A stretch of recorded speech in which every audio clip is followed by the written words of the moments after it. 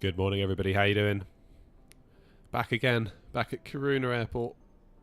So yesterday we flew up from, I forget the name already. I had it written down yesterday. Umeå. We flew up from Umeå to Kiruna. Very nice it was too. We landed quite late. Well, I say quite late. The sun had just gone down when we got here last night, so it's daylight now.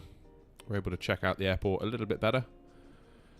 I do love that they've got the temperature up there, given that it's so cold up here. It's like really relevant information that they put a massive sign on the building. I think that's very cool. So we got Wasp flying along with us today. Oh, here he is. So I believe Wasp is actually flying in the aeronaut livery, but it can't model match it. We're working on a file that I'm going to make available to download once it's ready, which means that those of us that are flying in the livery on VATSIM together will see each other in the correct livery. No one else will, but at least those of us that are will, if that makes sense.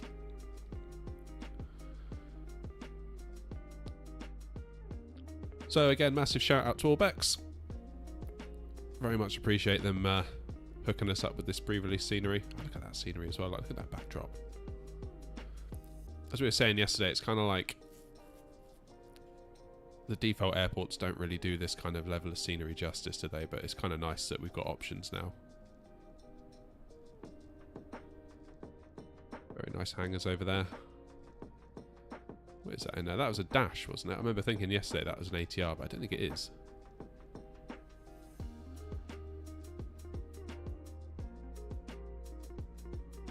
Very nice level of detail though.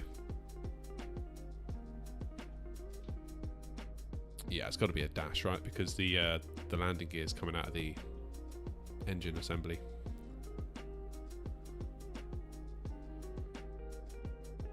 Marina Arctica.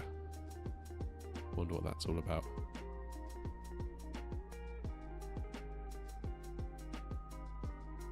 But yeah, very, very nice indeed.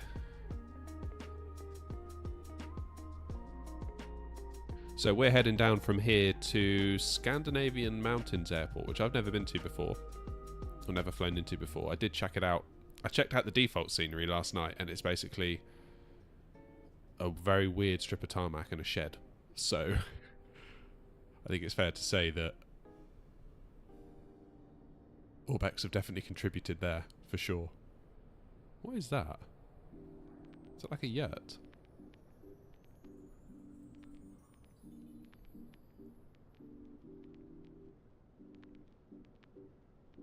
Hey Green, how you doing? What is that?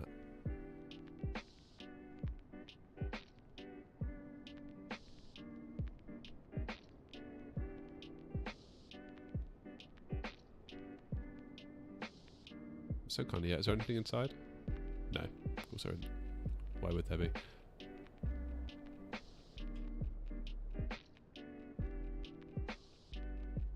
Very, very small airport this, isn't it? Very small. Obviously not what we're used to when, you know, we think about like Gatwicks and Heathrows, but much like with the Australian ones like Gladstone, and maybe not Gold Coast, but definitely Gladstone, it's nice to have some smaller ones on file that give us some different places to fly in and out of. There's me down there, look. So I think the flight time today is about an hour and a half, give or take. I can't show you the stats though at the top of the screen, which is a bit weird. I think SimToolkit Pro just doesn't like the fact we're going to Scandinavian Mountains, and it's like, nope, not going to show you anything. It just says null. Null, no, no, no, no, where all the stats should be. So we'll just have to live with that. But yeah, I'm just continually impressed by this area just to fly in. I mean, look at that view.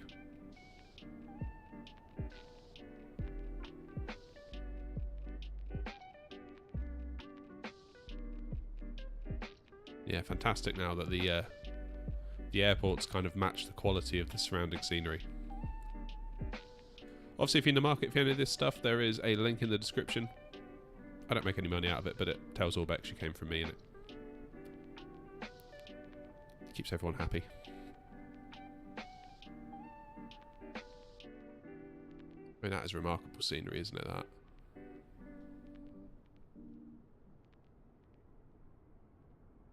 Very, very nice.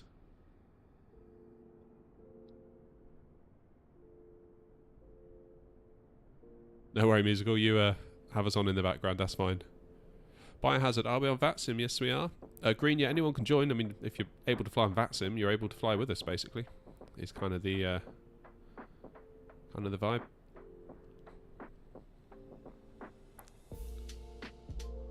It's tricky because I know like some people want to fly with me at certain times and things like that, but I kind of run this channel in fragments of time that I have available, and those fragments of time often appear at short notice and I have to take them when they come, so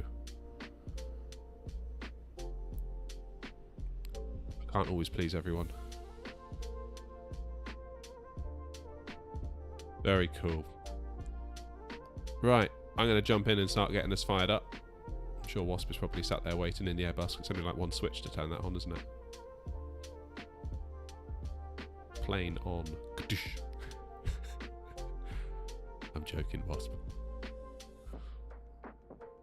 Hello, Ben. Right, let's come out of this view. Green, was it you yesterday that we were talking about system latency? Fairly certain it was, wasn't it?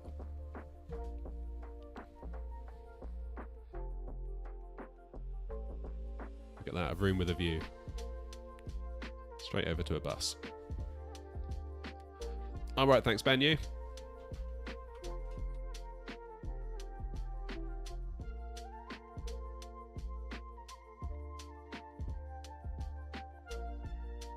Where's my mouse button?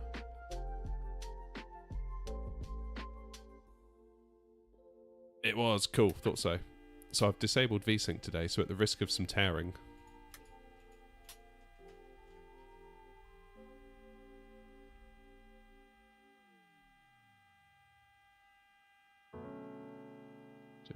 Right, let's look at what fuel we need.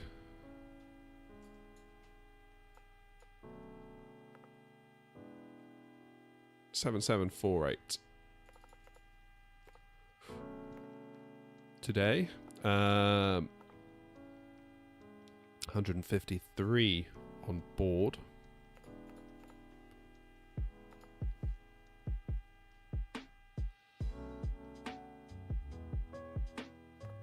$17.20 up front for the cargo. $17.20 in the back. Gives us a zero fuel weight of 58.9. And what do you know? SimBrief also predicts 58.9.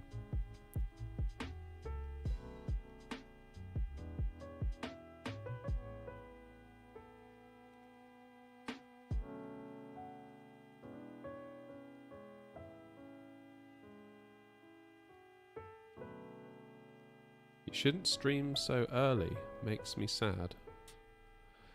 Sorry, Ben. I can only do what I can do, mate. Like I say, I stream when I stream, and if you can join me, you can join me. If you can't, then I'm sorry. There's not a lot I can do about that.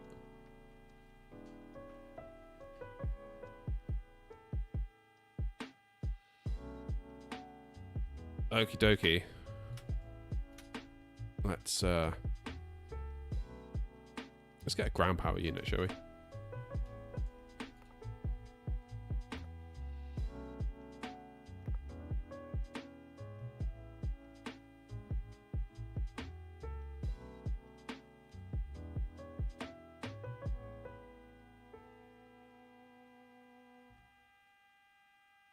Perfect time in the morning here in the UK. Yeah, I mean, you can please some of the people some of the time. That's one thing I've learned very, very quickly with this YouTube live streaming stuff.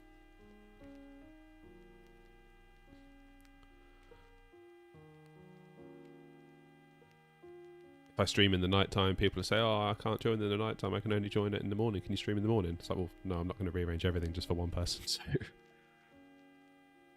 ultimately, all I can do is stream when I can stream, with regards to what I've got going on in my life, and yeah, let the cards fall where they may.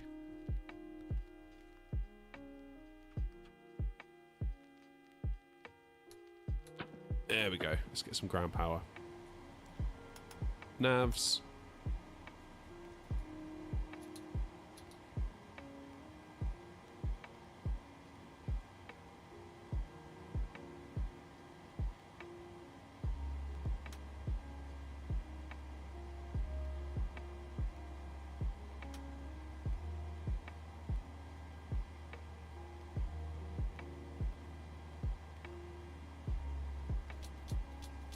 Fuel pumps on.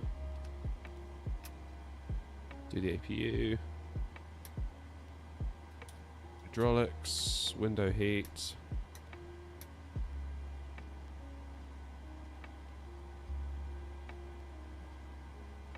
TAT is -9. So, potential for it to go into icing conditions, I suppose. Let's tell the plane where it is.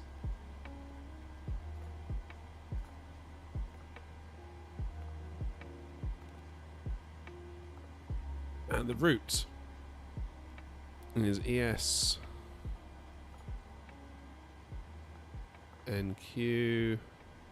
ESKS.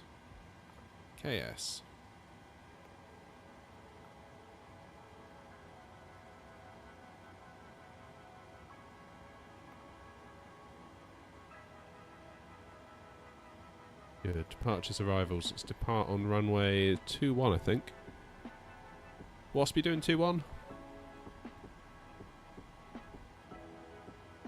The Vaga 4C.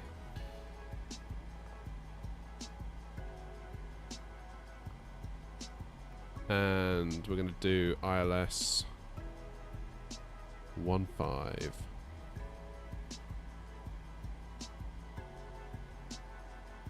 What's our transition? Kilo Sierra 854.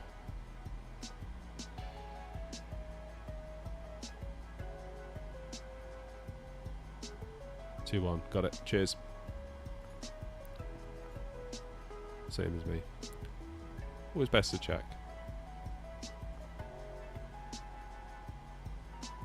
Let's do perf init request. Let's check our departure chart.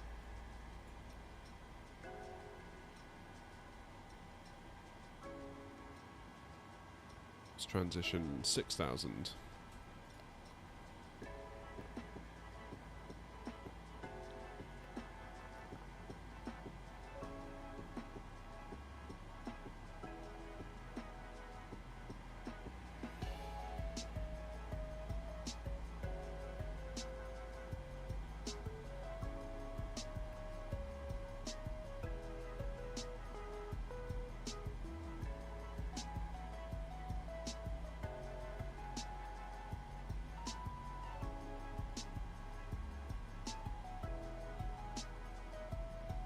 I'll go through the arrival with you in a minute, Wasp, because I think mine's a bit different.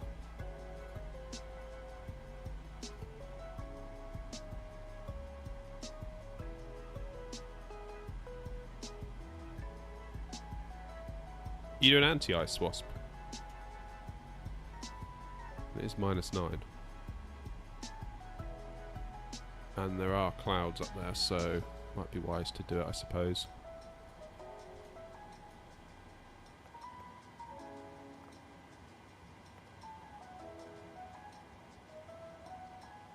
Okay, take off flaps 5.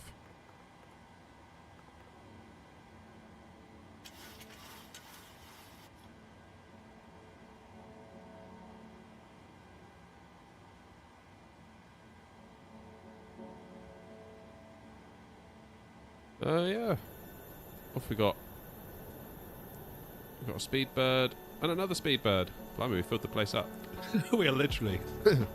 Excuse me, we are literally going to fill up Scandinavian Mountains.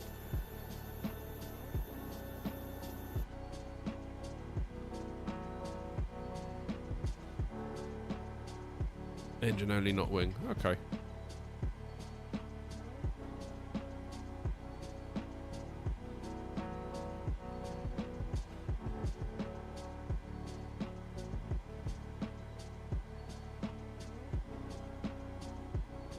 You're doing INB1S.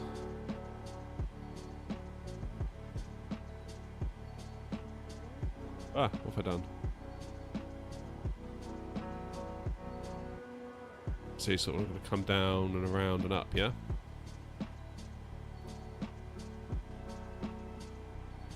And then transition off of 852, because that's going to be the other side, isn't it?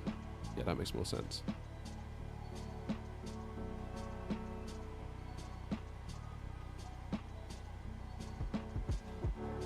That does make more sense now you say it.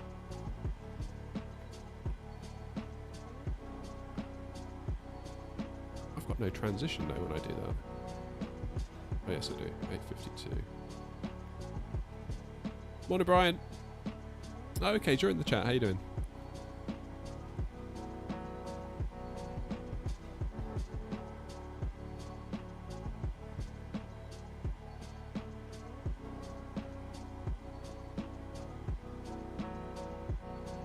Okay, let's get power from the APU.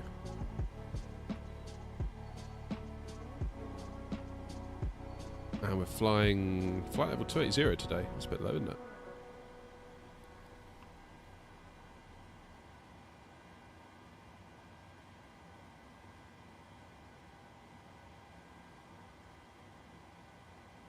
Roll up green wasp has put it in the chat. Morning, Matt.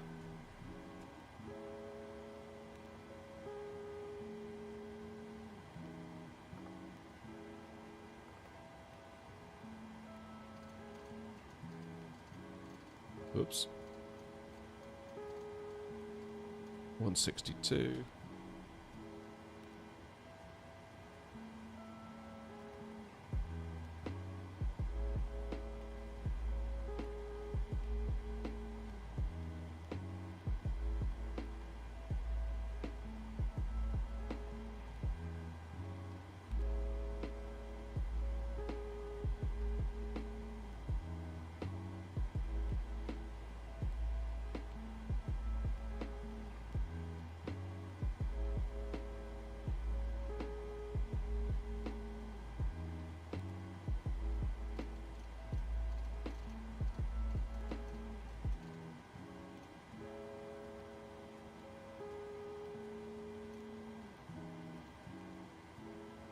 Right, let's look at our legs.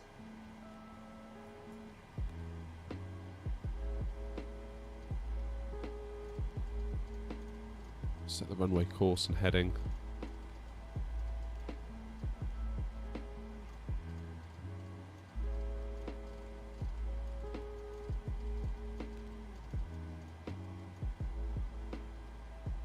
Let's turn on Unicom, of course, should have done that.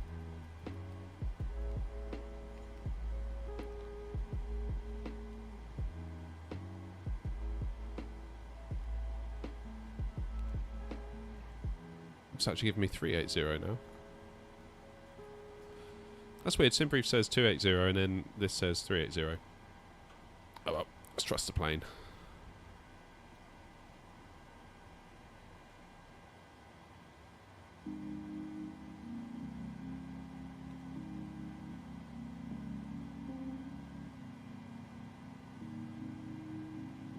Now, what is the elevation?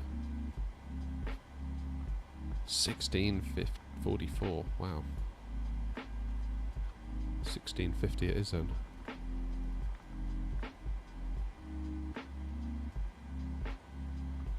And the local pressure this morning is 1009.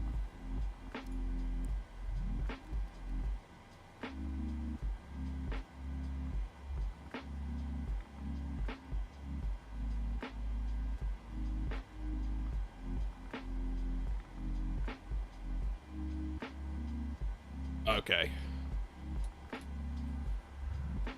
Let's get ready for a push. Brakes on. Disconnect the ground power. Disconnect the wheel chocks.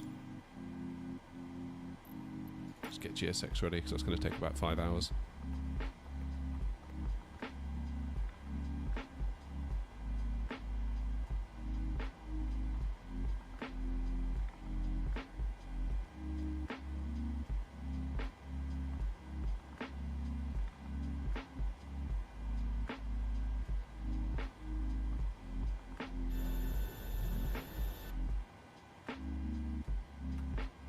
Flaps and speed brakes out. Every time I go into the menu, if I press escape on my keyboard, go into the menu, then come back out, that happens. I don't know what it is. It's always done it on my sim. Always.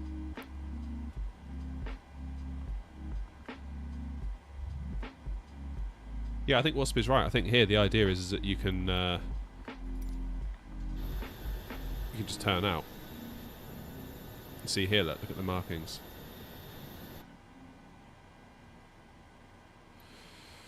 Do you want de-icing treatment? No.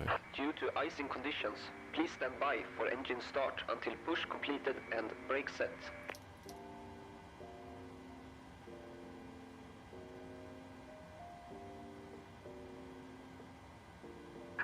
Hello, Captain.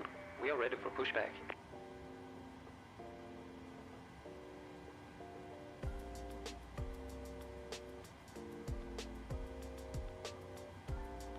Yeah, same green. Well, it gave me 280 and then the plane came out with 380. I'm just going to 380. We're on our own today, so we'll be alright. Departure check completed. Bypass pin inserted.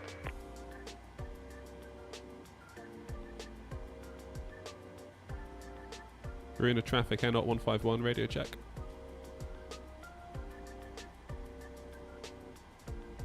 Five by five. By 5. Roger, thanks. Locking gear.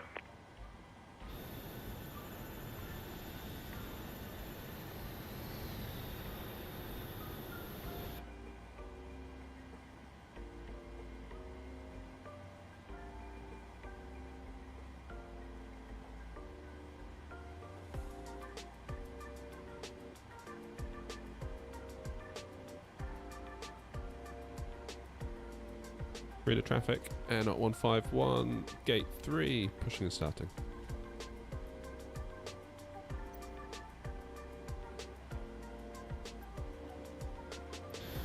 Now.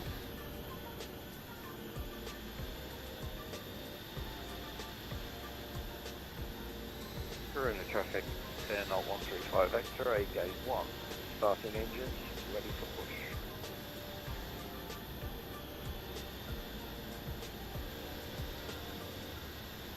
So can I... I'm confused now. Can I actually...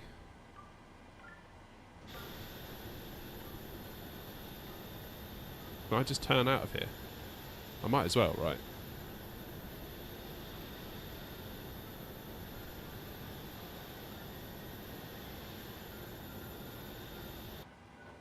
Hmm.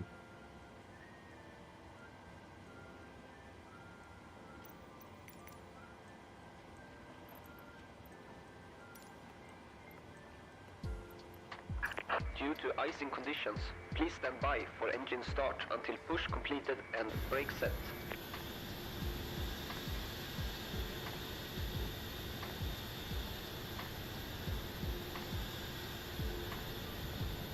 Well, let's do... nose right tail. I'm curious to see what it does. We can always tell it to stop. Release parking brakes. Commencing push. Due to icing conditions, please stand by for engine start until push completed and brake set.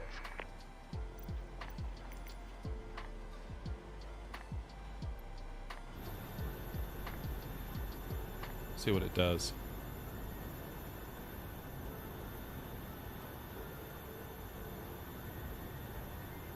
Where's it going to get us?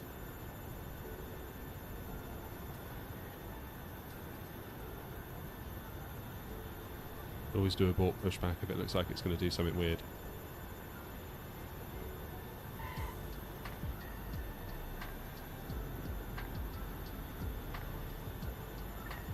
I don't know, it's looking like it's going to do it. It's going to get us on this line, isn't it?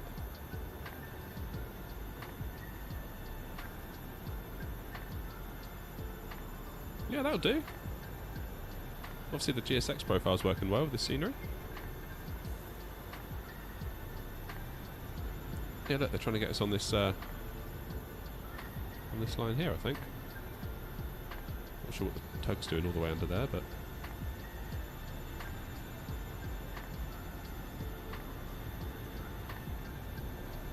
Alright, I'll take it all back. Set parking brakes. Fair play.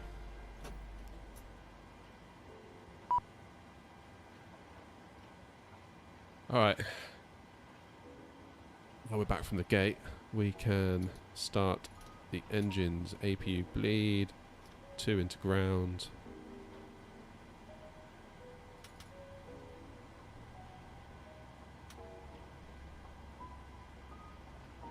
Wait for that N2 figure to get to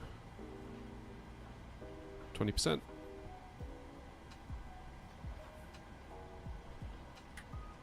Alright, where's him?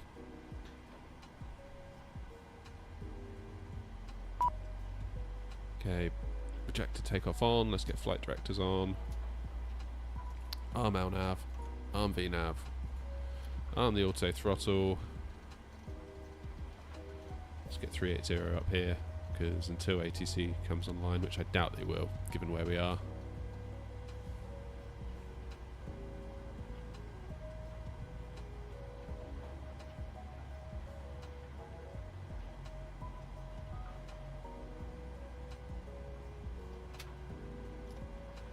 One into ground.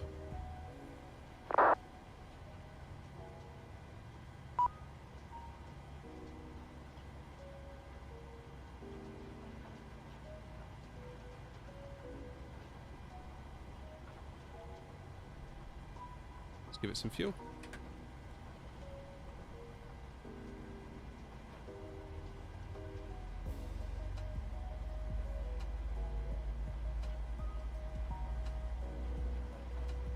Oh! What is going on there?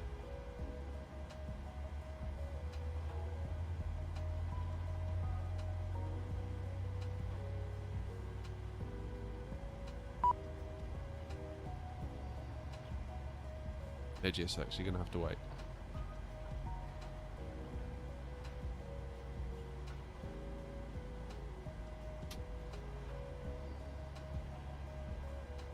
Good. Alright, let's get our taxi lights on.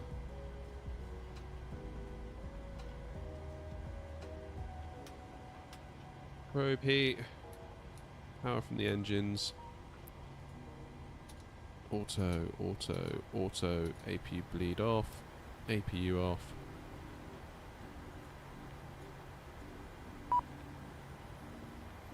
Just tell GSX it can stop beeping at us before I throw it out the window. Cockpit to ground. We have a good engine start. Please disconnect. Unlocking gear. Oh, is that you, Green?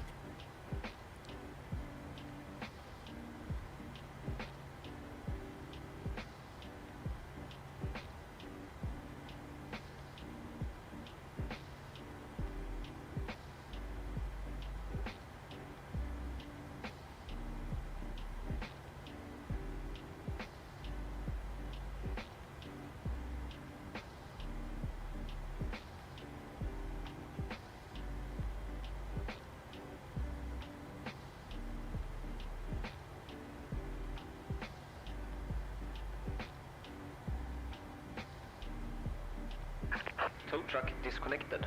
Bypass pin removed. Left is clear, right is clear.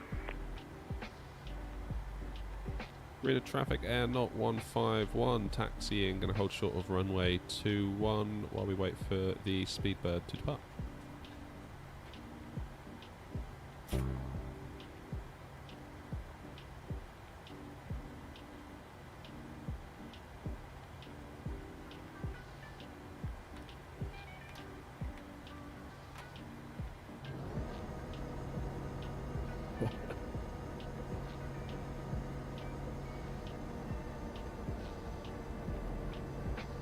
What's that plane doing?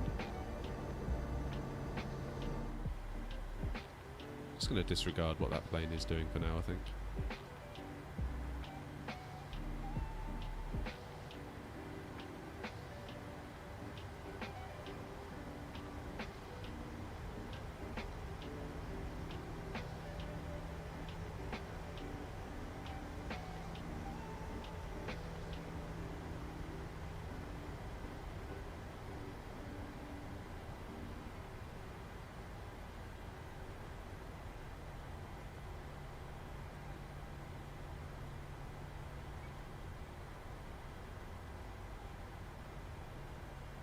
Let's get the cam on. Sorry, forgot about that.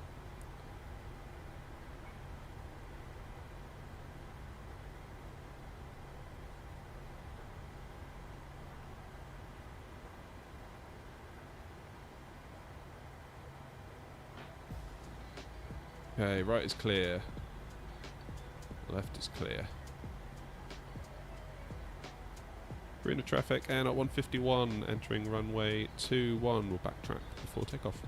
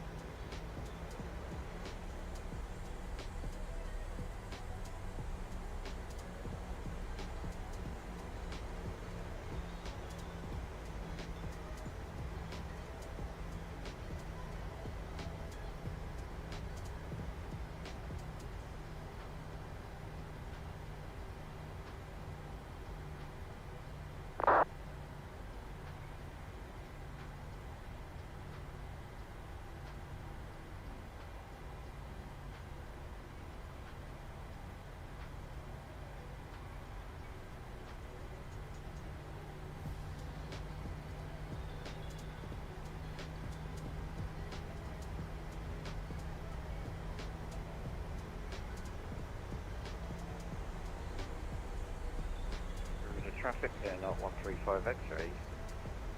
Ready to taxi to runway. Behind traffic. Holding short runway 21.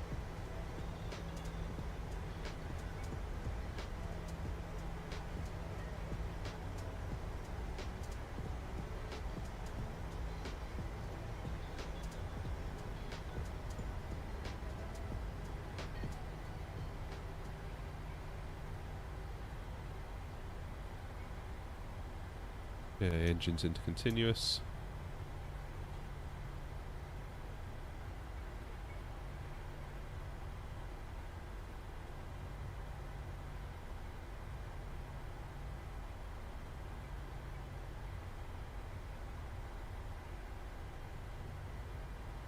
Right, let's turn ourselves around, shall we?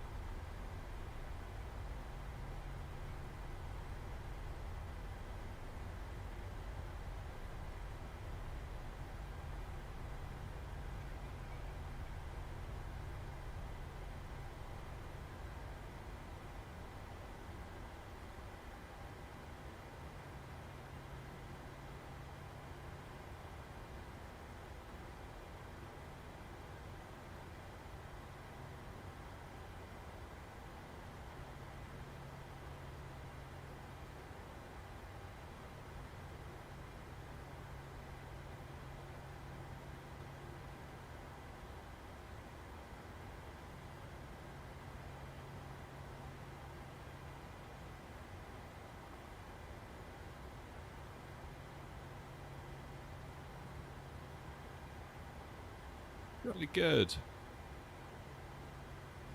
Oh man, I got a queue.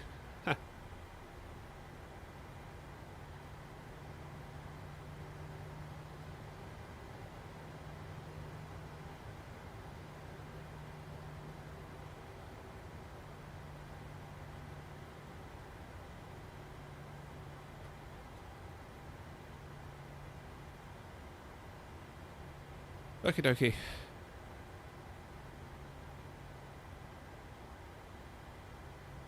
And at 151, taking off runway 21, Kiruna traffic.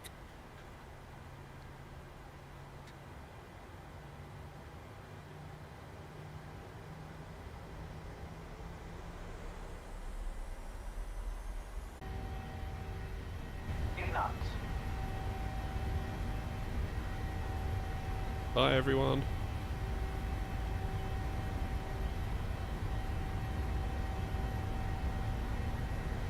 V1, rotate.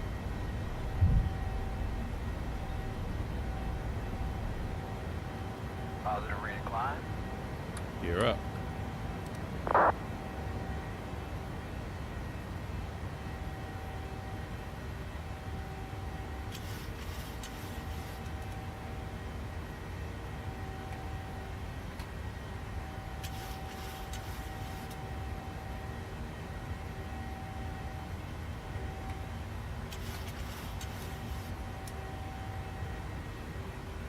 Kiruna traffic, Air Knot 151, airborne 3,000 feet.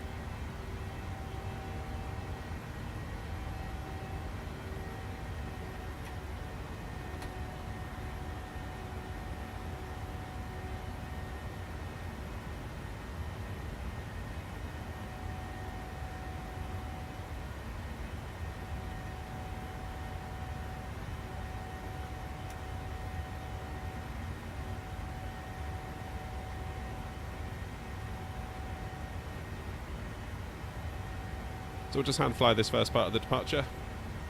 Always nice to hand fly as much as we can.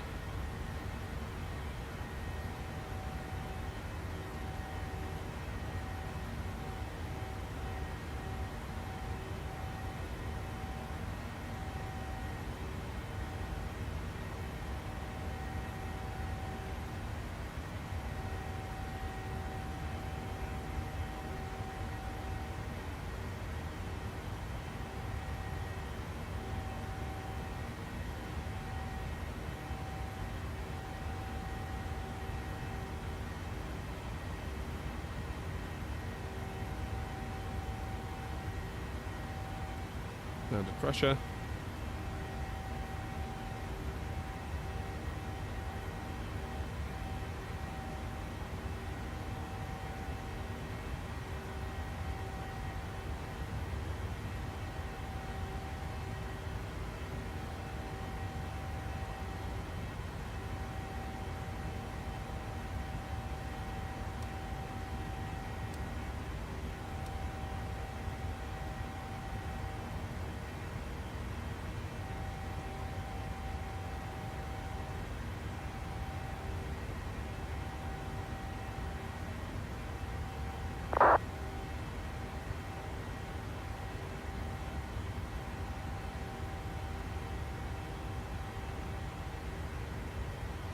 Alright. Autopilot on. 10,000 feet coming up. Engines out of continuous.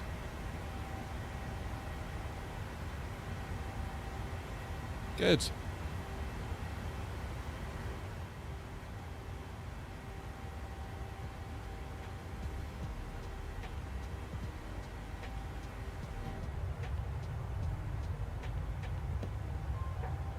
When do you think we should start descent? Depending on what plane you're in, Biohazard, it should tell you. What plane you're flying in?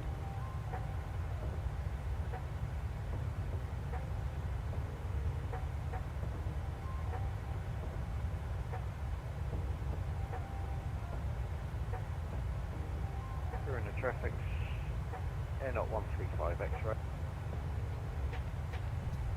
Entering runway 21, track, ready for departure. You're in the traffic. Which A320 though, Biohazard? Is it the Phoenix, the fly-by-wire? Is it the standard one that comes with the sim?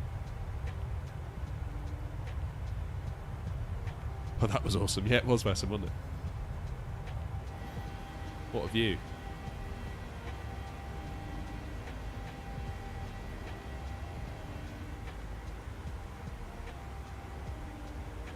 Fly-by-wire. Okay, so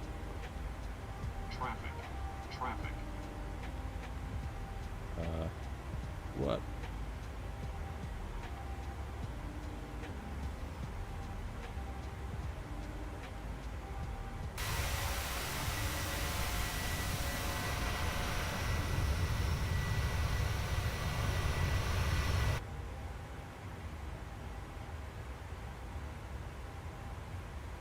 What's that all about?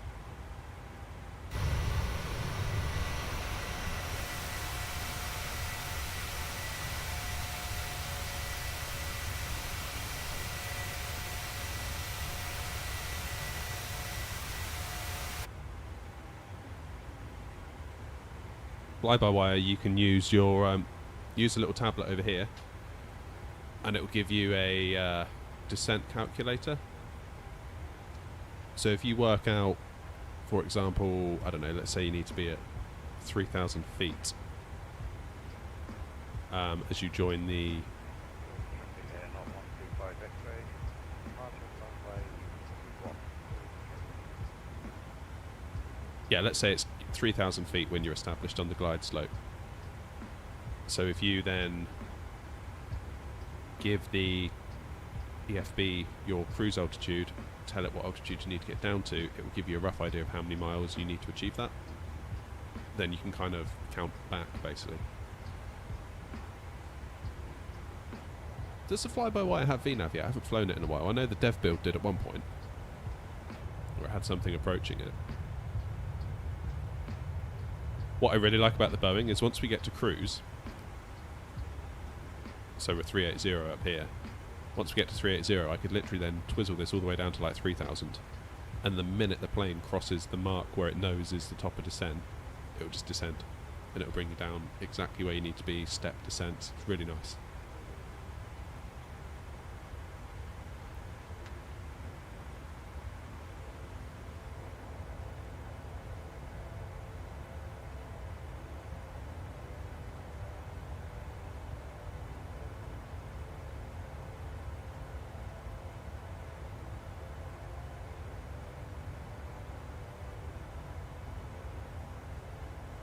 Yeah, it's definitely very lazy making, isn't it? The auto descent.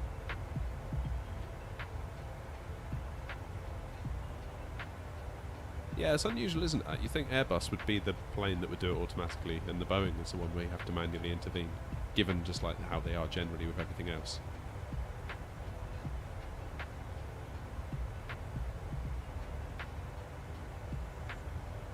What we might do, either tonight or tomorrow, if anyone's up for it, is a second flight where we go from Scandinavian Mountains and maybe...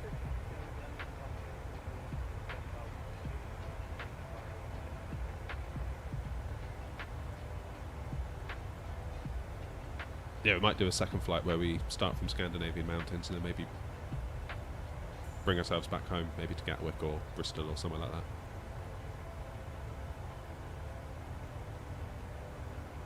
Get ourselves back to Blighty after our Swedish tour.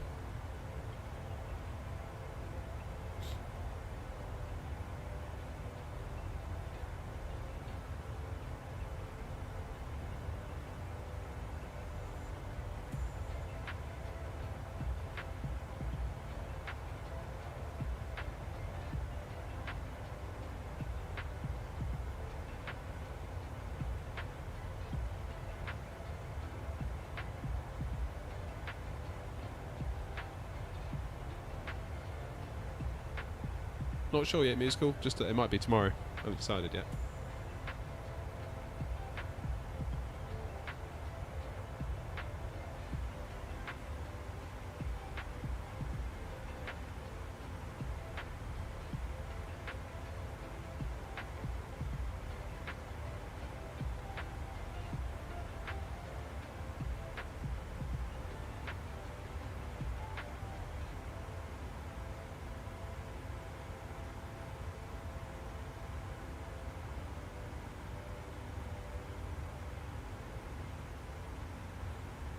Yeah, the air-knock convoy is in progress.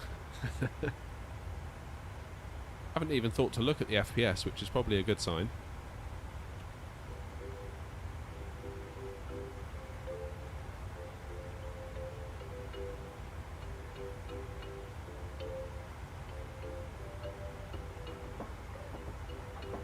Gotta admit, that does seem a bit lower than I was thinking.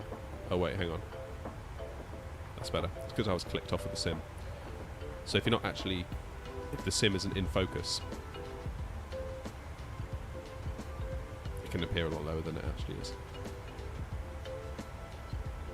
So yeah, Green, I think we were talking yesterday, weren't we, about latency and stuff. I turned off the VSync in the NVIDIA control panel.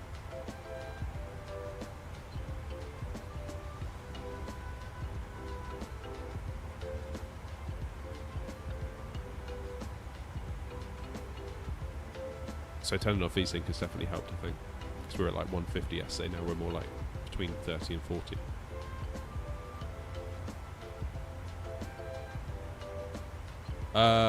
Green, what we're doing is working on a little file that I will then publish that you can all download that will tell model matching.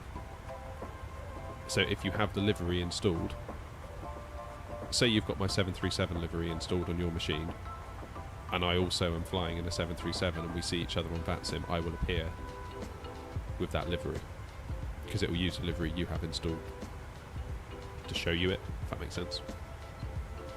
So it's like a model matching file.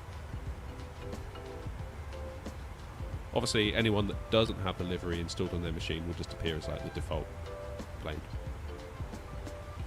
But amongst us lot that are pretty much the only ones that care. Pretty good.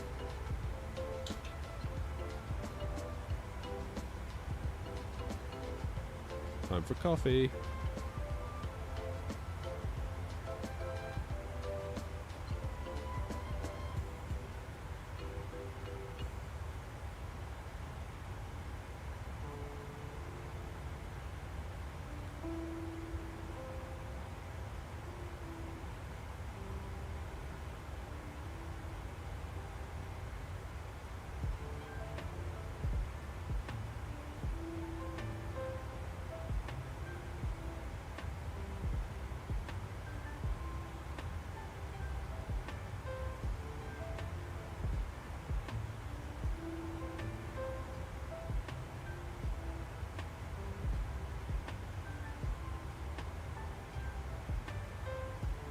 I did ask FSLTL about if I could contribute my liveries to them, but the only way they do it is with fictional airlines is you have to be a VATSIM VA partner.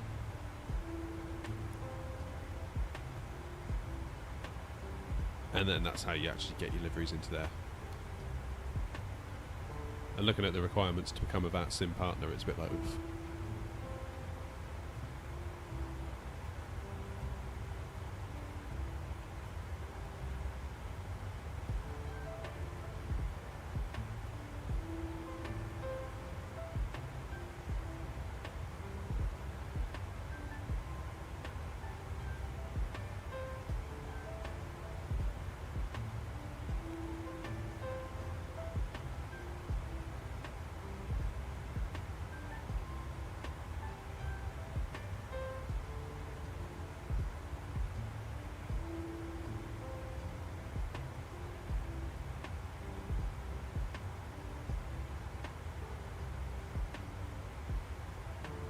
Cool, so we should get there at 13:28 Zulu.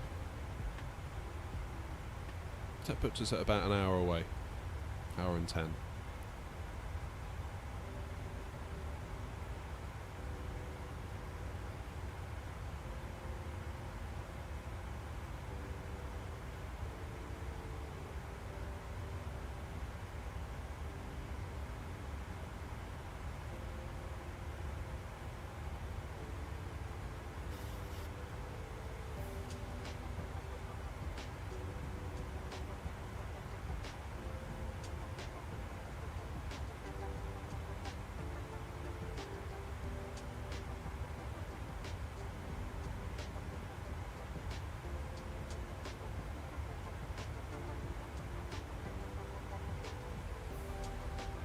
Oh yeah, what I was saying, we should probably do another flight.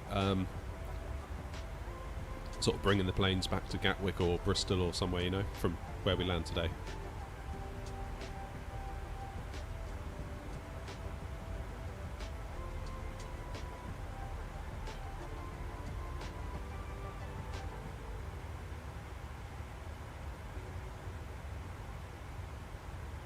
Am I a real pilot? Goodness gracious, no. No, I am not.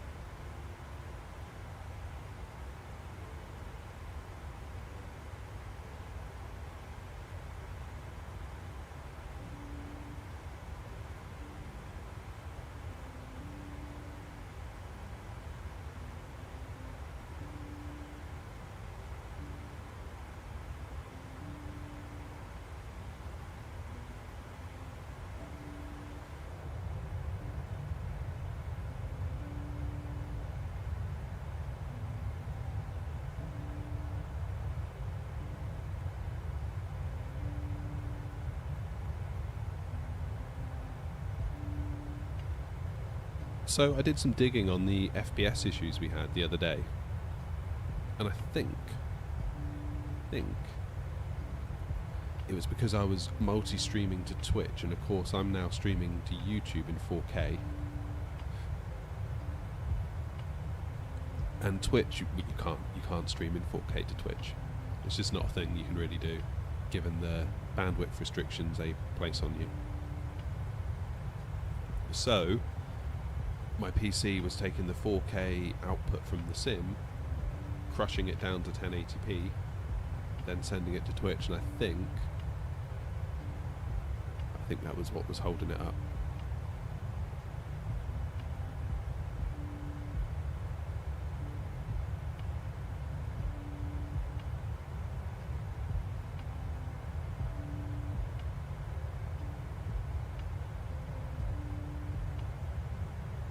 So, do I need a streaming PC? Maybe not, if I just stick to YouTube. Although you can do the vertical streaming now to YouTube as well, and I didn't want to do it today and mess with the stream I'm doing with Orbx. But next stream I'm going to try and sort out the vertical streaming as well.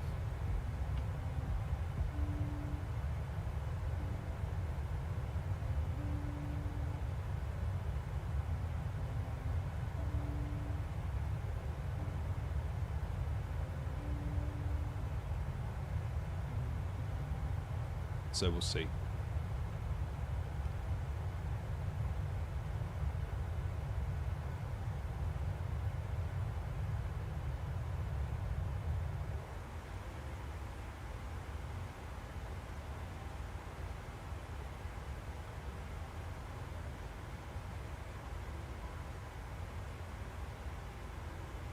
We're about an hour away, Westham, so it's about an hour and a half in total.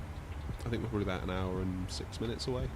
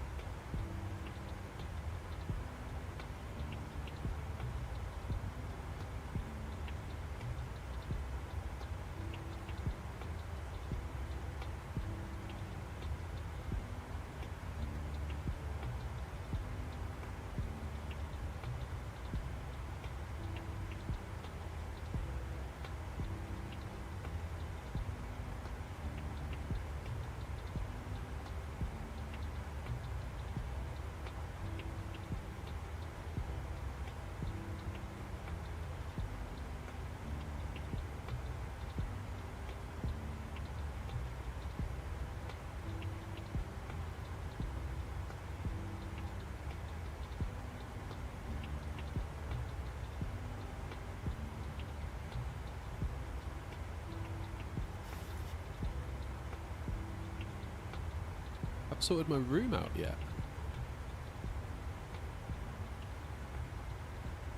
In what sense, Brian? As in the temperature? That's usually the topic that keeps coming up.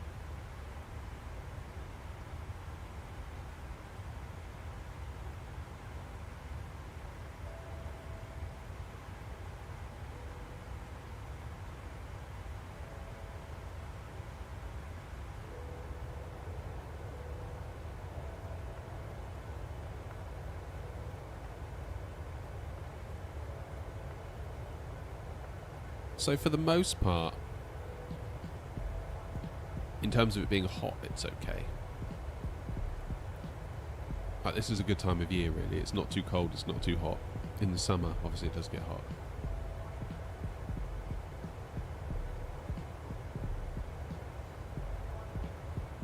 But in the winter, it does get cold, and it all comes from the floor, because the shed is built onto a concrete pad.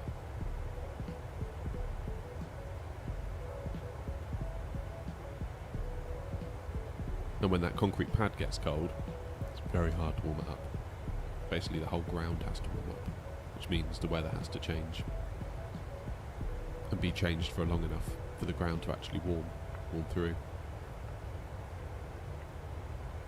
But yeah, the ventilation works well, like you said, Green, you saw it on Jay's 2 cents video. That's working great. I mean, I think it's struggling a little bit more now. I've upgraded to a 5800X3D and a 4080.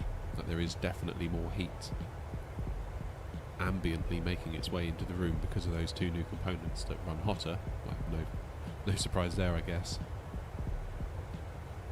But it's not too bad. I've also got ventilation fans that suck air in and out of the shed as well, so if I put those on as well, actually it's quite comfortable.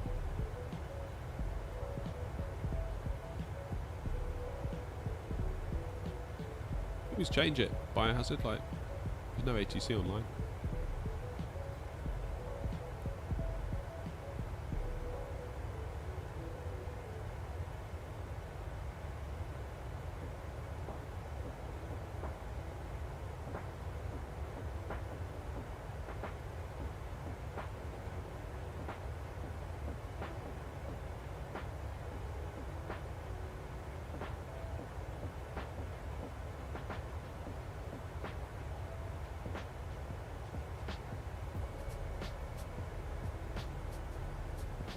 I think maybe some insulation on the concrete pad wouldn't be the worst idea.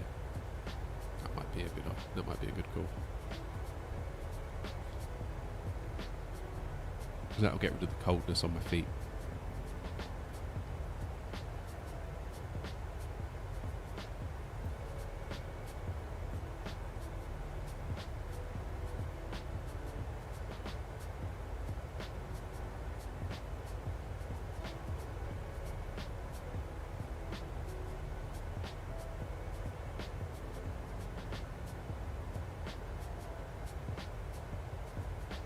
No, I've not got around to that yet, Brian. It's a bit of a job because obviously I'm going to have to like take everything out of the shed that's on the floor, which is like the entire desk setup.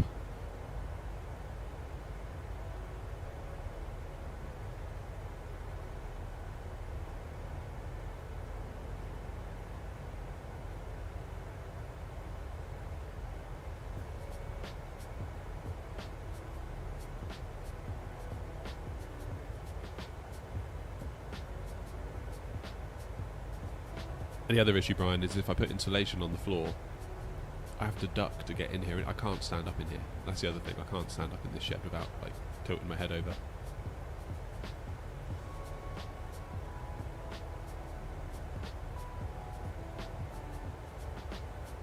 So obviously the more insulation you place on the floor, the higher the floor is and the less height I have.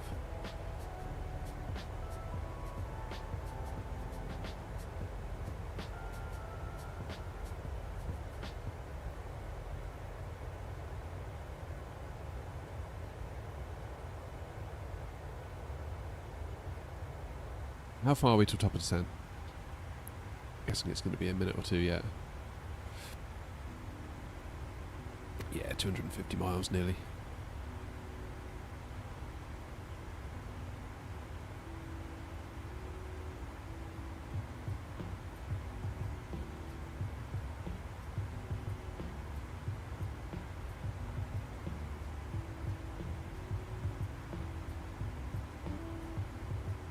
Heated boots, yeah. Well, you say that, Brian. I had thought about getting just some like little footrests that are insulated. I bet that would make quite a difference.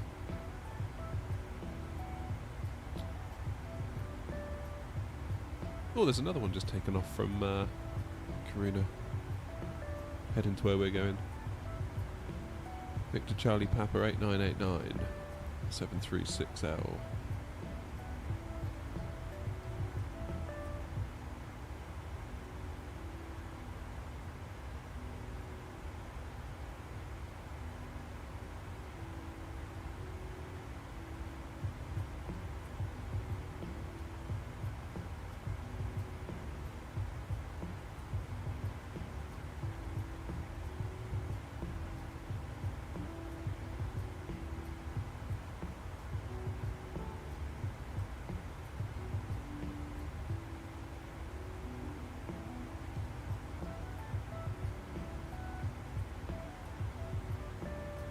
Jacob, yeah, I do have plans.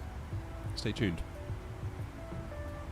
My concern is that I think the first 3 were quite good because I was making loads of mistakes.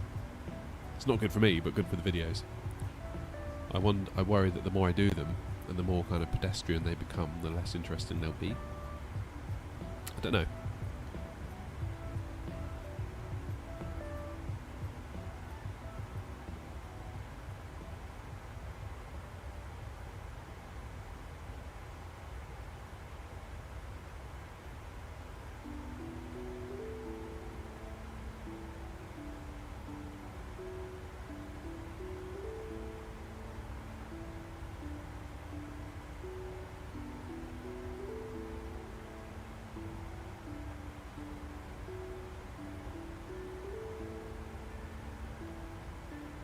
Yeah, that's why I love flying in the UK in the summer in the evenings. It's really nice.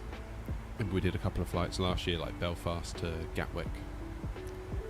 We just made it in time for a sunset landing at Gatwick, that kind of thing. It was really cool.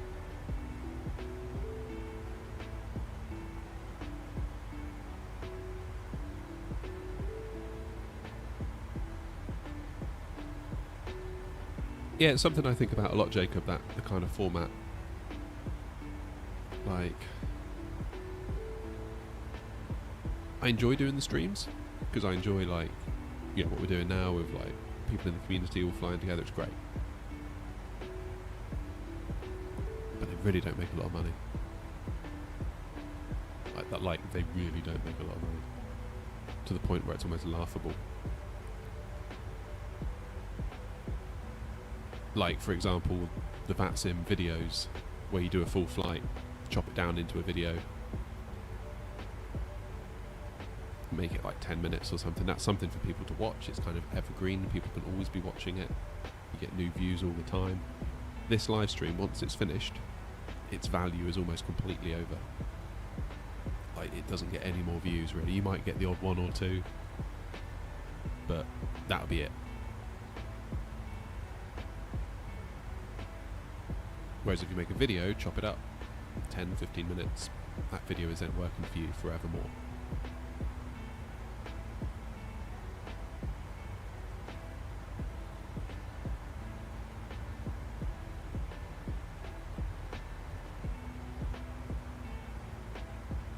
So really, the videos, Jacob, are probably the way to go.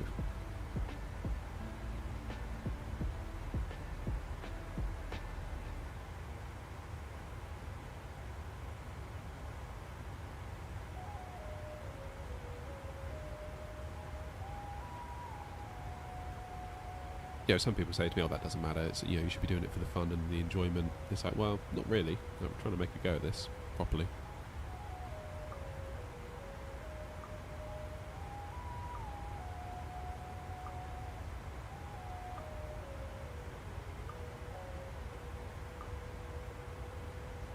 So you sort of do have to follow the money a little bit, even though it makes me sound like a mercenary.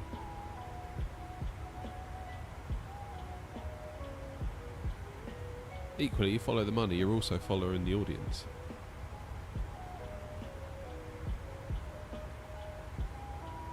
Yeah, there's a reason why those VATSIM videos have thousands of views, because thousands of people enjoyed it.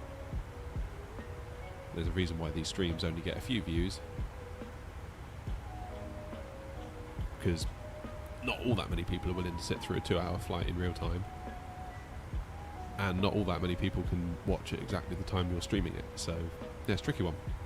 It's a tricky one.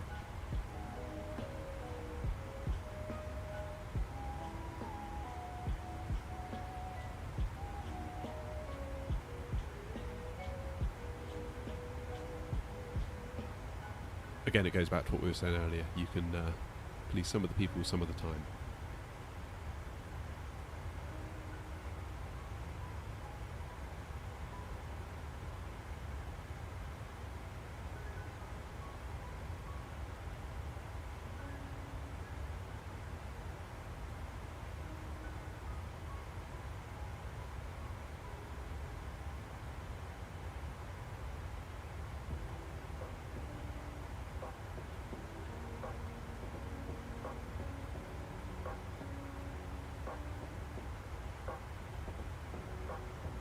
True, Jacob. I mean, the streams probably will become more lucrative as time goes on, but like, they're nowhere near what a video does. Nowhere near.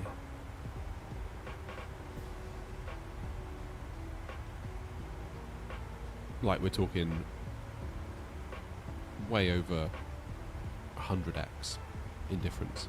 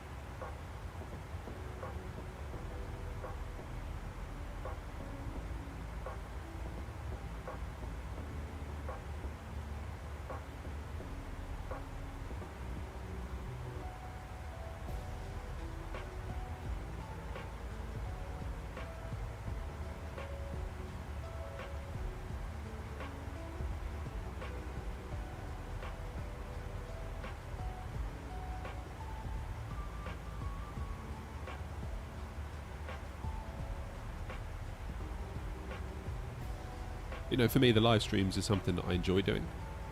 And it's almost a shame that I feel like I can't do it as much. That's the thing.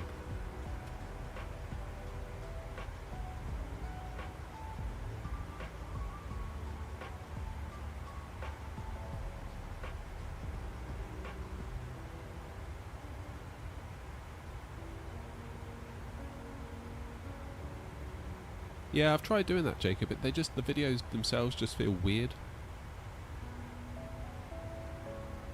Maybe it's a me thing, maybe I need to get better. But yeah, the video just feels weird because like I'm in this weird like casual streamer mode where I'm just chatting to you guys. And if you make that into a video, it feels a bit odd.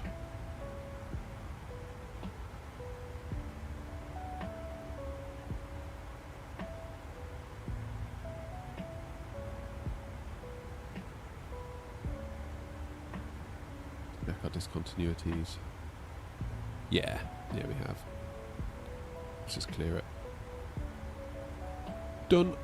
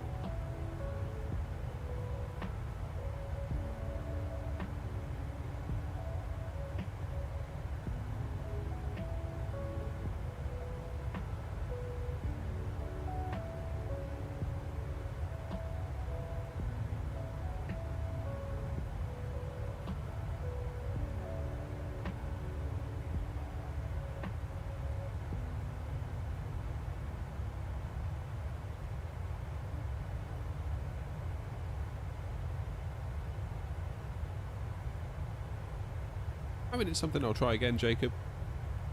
Like I say, I'm fully aware it might be a thing that I need to improve at in order to make it feel right.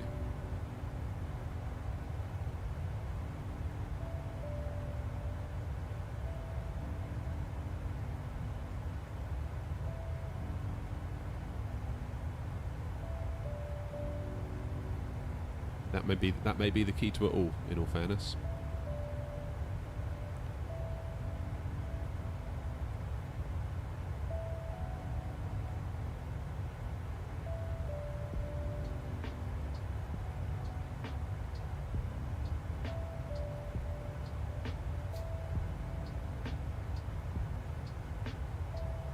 I think what I need to do is, if I were to go down that route, I would need to obviously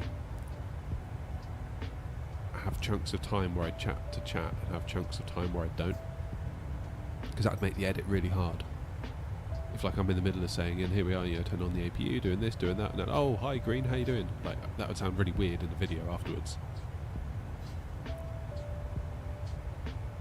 So I'd have to like do what I'm doing and then stop, have a chat to you guys, then do the next bit, and not interrupt it with like, oh hey, how you doing in the chat if someone turns up.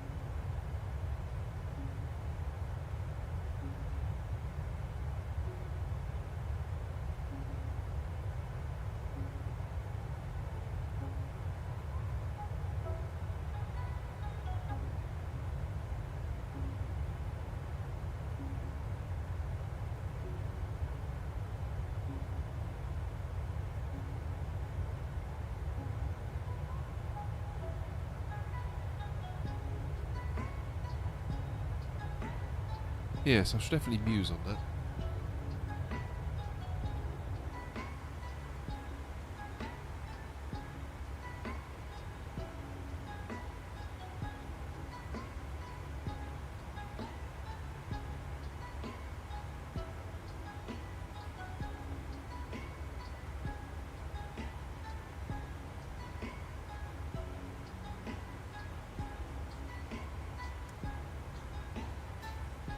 Let's go through the plan.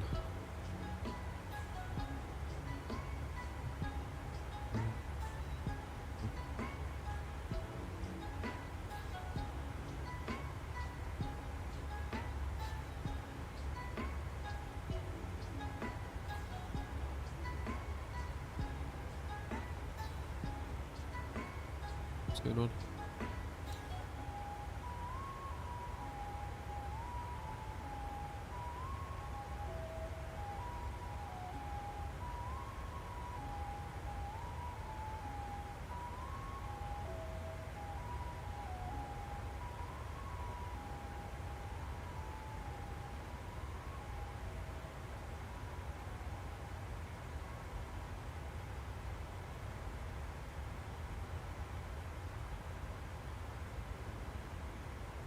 Why is it drawing a line like that? That's weird, isn't it? Inbez. AS 700, 701. AS 852, 851. So it is right, it's just it's drawing a funny old line, isn't it? That should be down to here, then back up. Maybe some self-vectoring.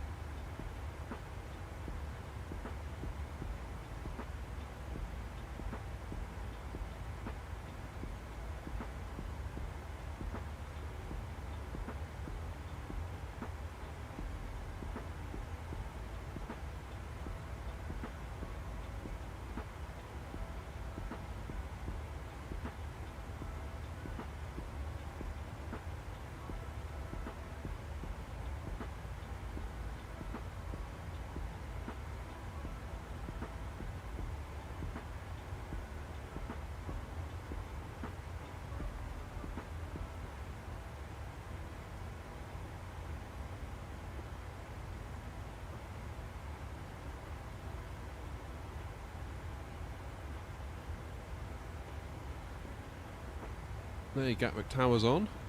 Just looking to see what else is around. Stansted Ground.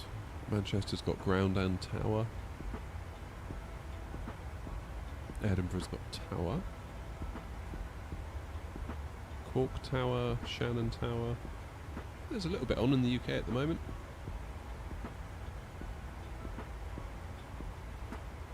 Hamburg's got tower.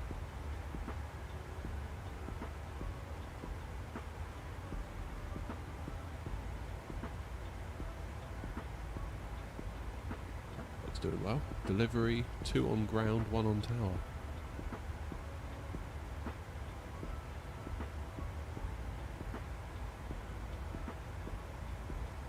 Unix got tower. You can definitely see us on Simmerware. There's like a definite train going on.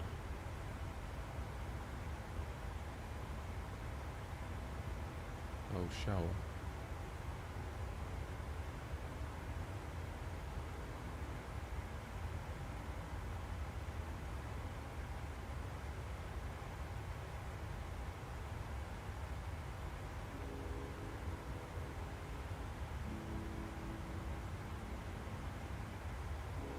Yeah, I saw there's an event on. Should have flown this end, shouldn't I? Although you've got to be careful, the place is going to fill up. Like, there's barely room for all of us at Kiruna, never mind Scandinavian Mountains.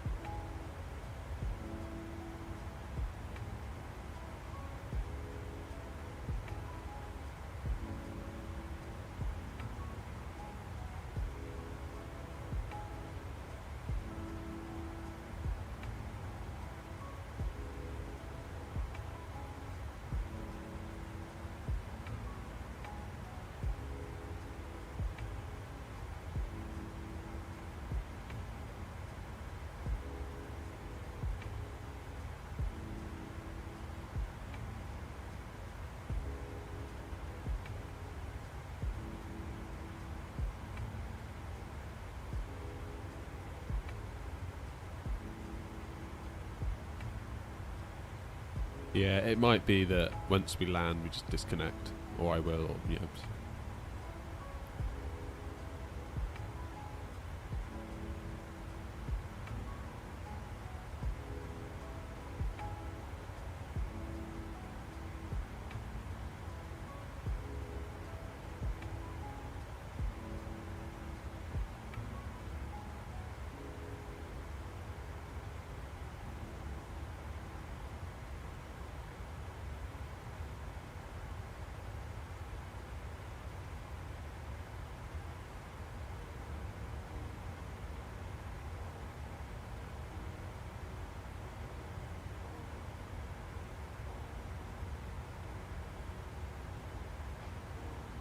Yeah, I don't think there's much there, in fairness. Let's have a look.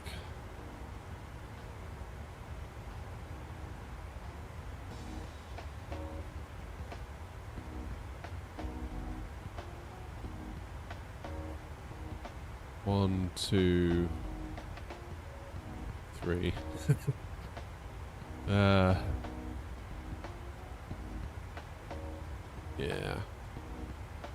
I may disconnect once I vacate the runway, and then do a little tour of the airport, and then that should hopefully just be in time for watching the rest of you land. No pressure.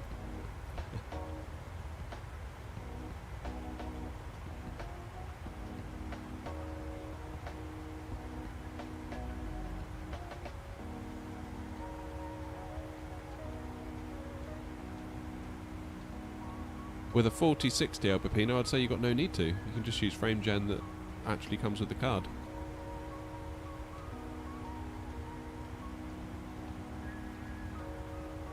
I mean, that frame gen thing with AMD was a bit fun, really, but if you've got a 4060, just don't do it. Use the actual frame gen. Frame check. Hey. I'm guessing this sim is giving us around about 40 or 50. High 40s? 50s? Yeah, there it is. Doubling up.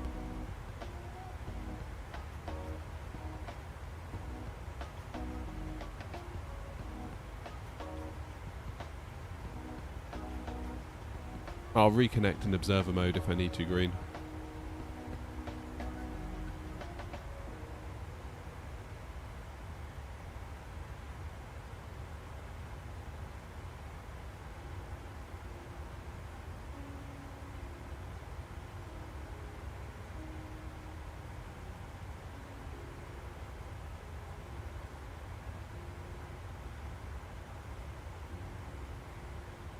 Just got given a step climb. By who? The plane or ATC? As far as I can tell, there's no one online.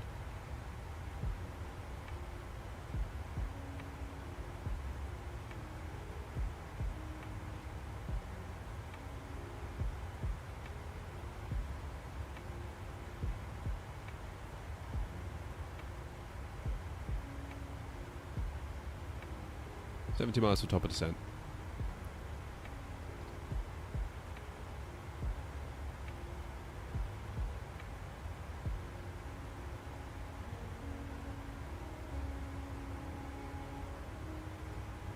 I mean, we can all land. That's fine, isn't it? I think once the gates are full, if we start disconnecting such that there's always a gate free, then that'll allow everyone to get in.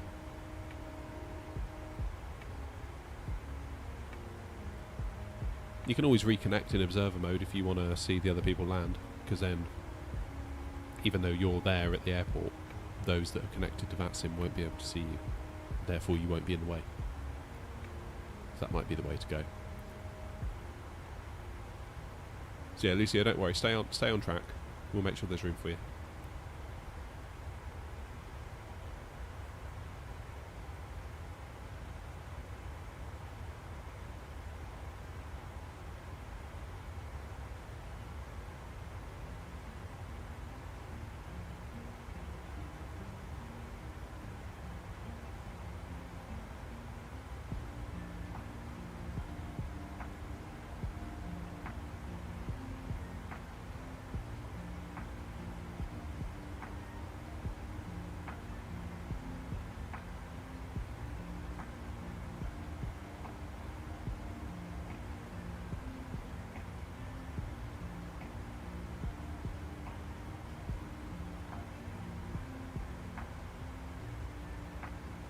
Let's have a look at some charts.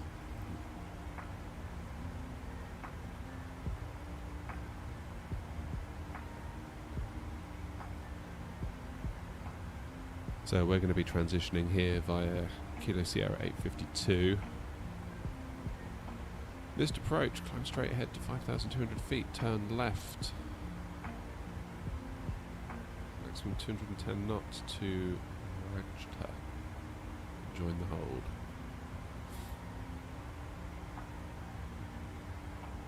Which is what we've got in, that's good. Oops. Yeah, latch to, hold it, latch to 210, that's perfect. Plane is fully in sync with what it wants, 210 as well, the speed. Decision altitude 1844.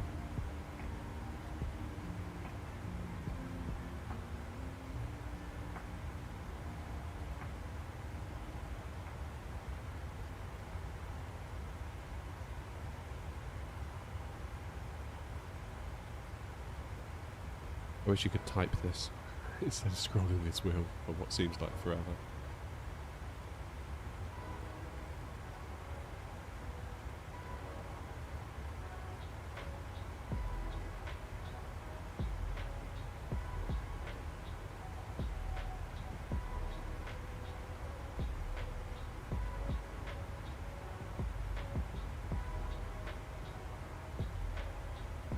Okay, what about the star?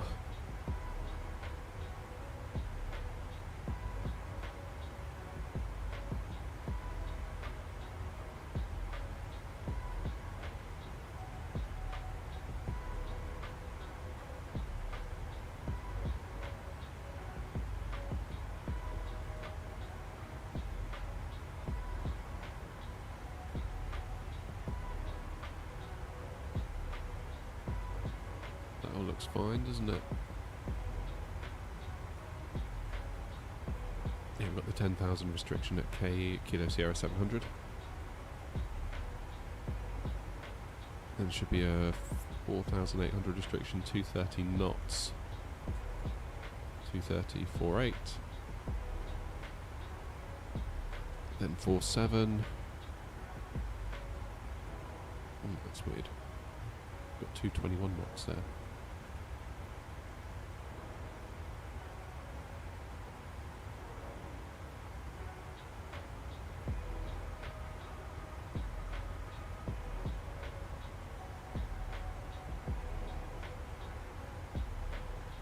Let's make it.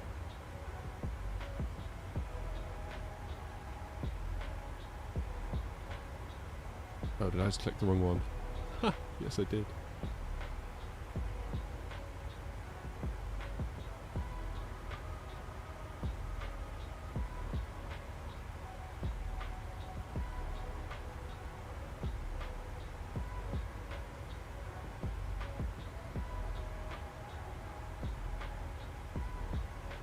Alright, well that's all looking good, isn't it? Shouldn't be any surprises there. Should be alright. Let's turn these lights up. A bit dim in here. 34 miles, top of descent, so what are we doing on the way down? Bum bum bum bum bum.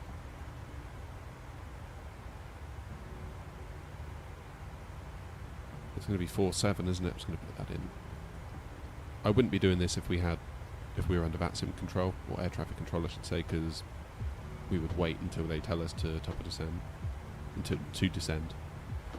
We had it into Malta, didn't we, that time? I think it was Tricky and I. Can't remember, were you with us, Wasp? It all felt a little bit last minute. I remember Tricky was like, just to let you know we're top of descent, and the controller was like, yeah, I know. And then literally the next second was like, okay, begin your descent. It's like, yeah, you forgot, didn't you?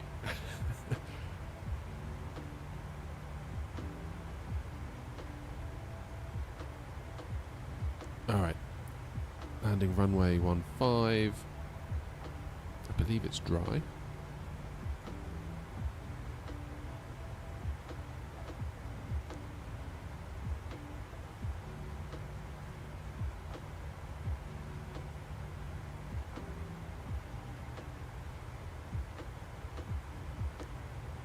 Wind is variable at 2 knots. That's alright. Mind you, that doesn't leave us a load, does it?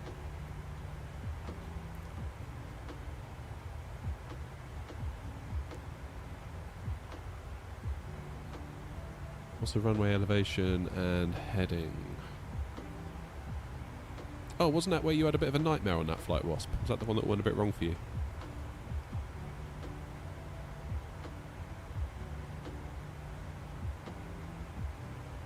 Here we go. So, biohazard.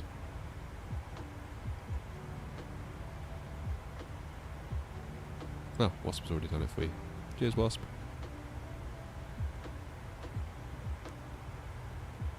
I mean green. Ignore me.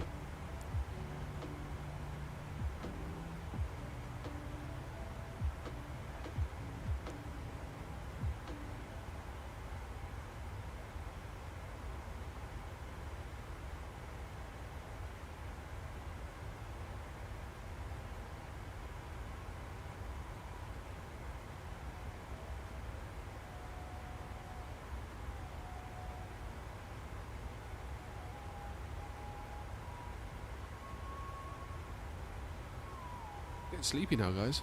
That's a little afternoon nap.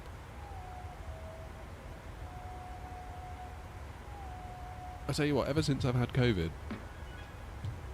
my desire for afternoon naps has increased to unbelievable levels. Like, I would never, ever, ever take an afternoon nap before I got COVID, like, ever. I hated the idea of an afternoon nap.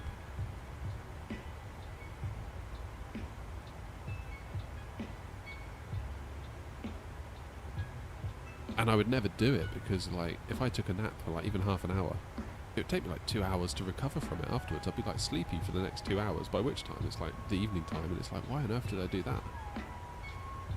Whereas now I feel like COVID's just turned me into like a napping machine. Is that a plane going under us?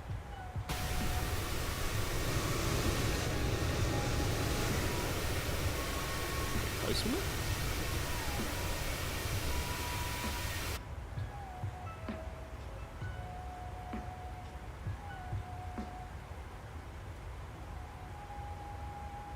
It was 1,000 feet in it, I suppose.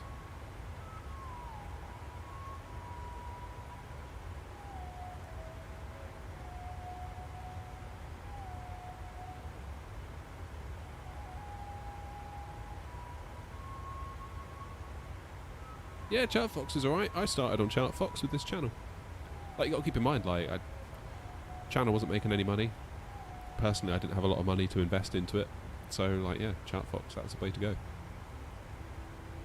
It wasn't until, like, YouTube started kicking out a little bit of money that I was like, okay, now I'll get a Navigraph sub.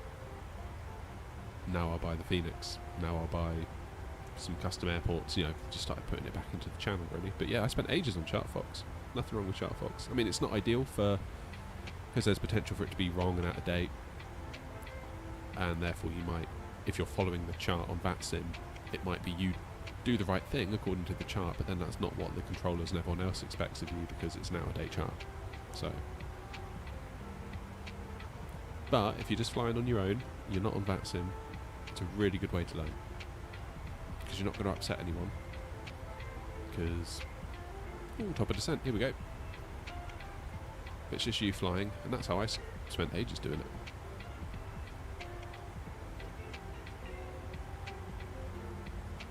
But I did find, you know, more often than not, it was fine.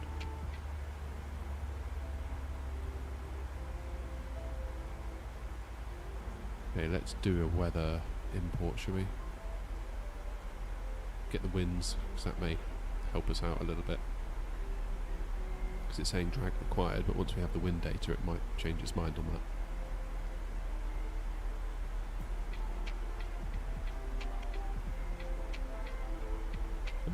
Load.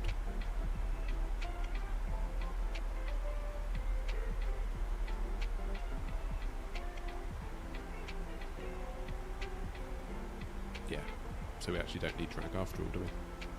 Because we are now beneath profile. So you see that's now rushing back down.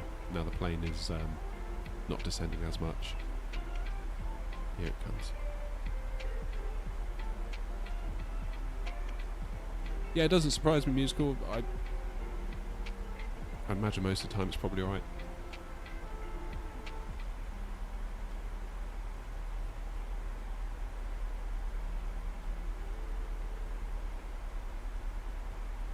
For me, it was kind of like some weird sense of motivation to get started on VATSIM.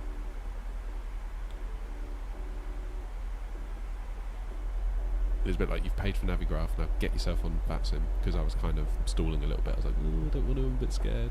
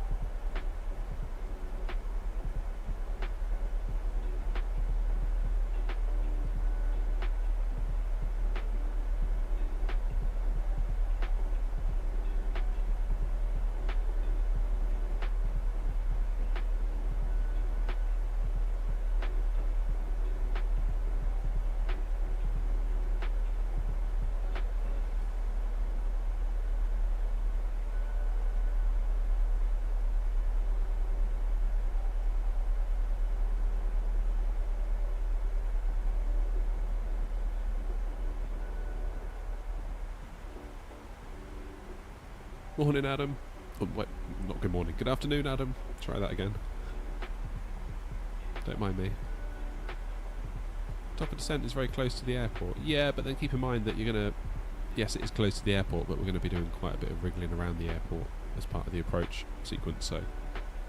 That is actually quite a lot of time to drop altitude, even though as the crow flies, you're quite near to it.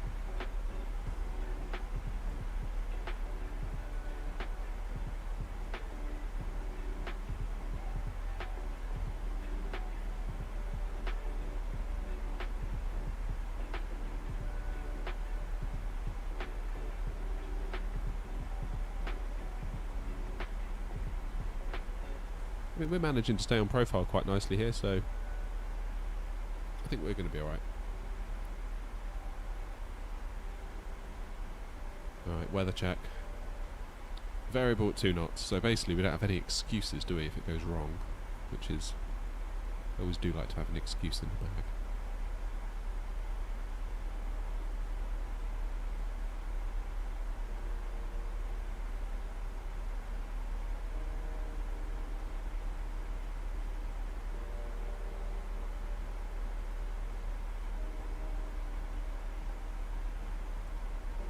.10955. Let's get those in now, shall we?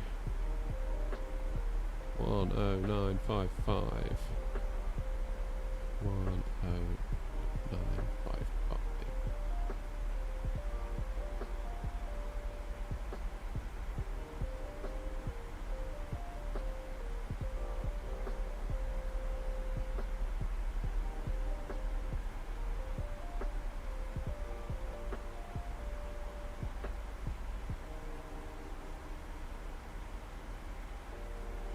We should get back in the fly-by-wire. I feel like I haven't flown the fly-by-wire in a while. I feel like ever since I got the Phoenix I was like, see you later to the fly-by-wire. Even though I said at the time, I don't think this means we're going to stop flying the fly-by-wire. Such a liar.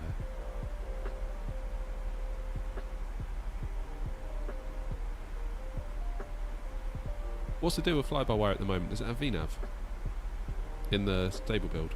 Or is it still like dev build only?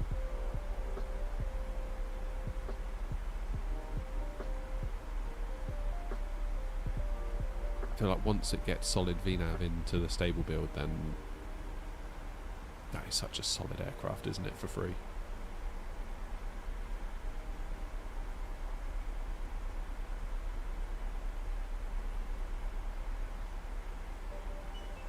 Yeah, so the flare law, isn't it? Isn't it like at, I forget what altitude it is it like 30 feet or something, that the plane dips its nose,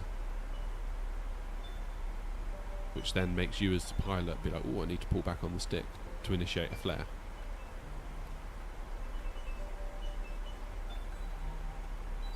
It has VNAV. What, in the stable build?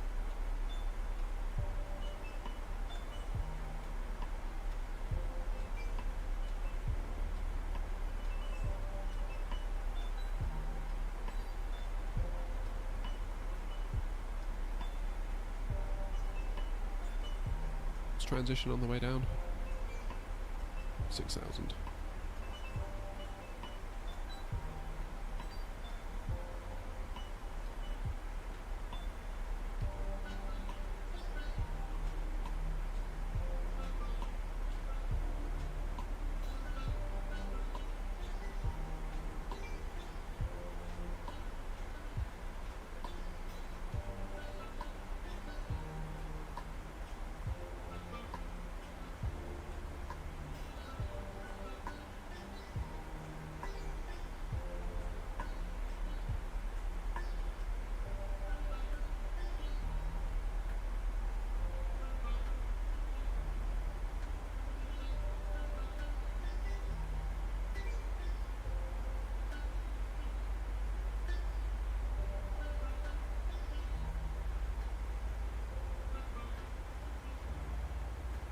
So what happens if we go flaps 40? What does that buy us?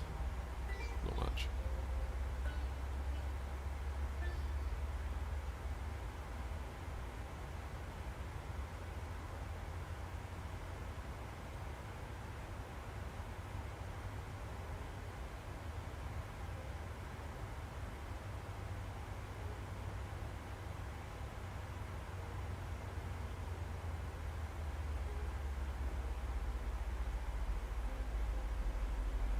Does anyone know, for the descent, because I've got a funny feeling at 18,000 it's going to tell us to come out of standard pressure, which is wrong. And I know on the way up, you said it in there,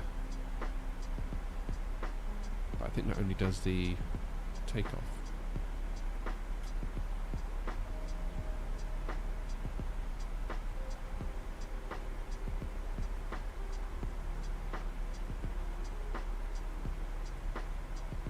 Can't see anywhere to put it, obviously.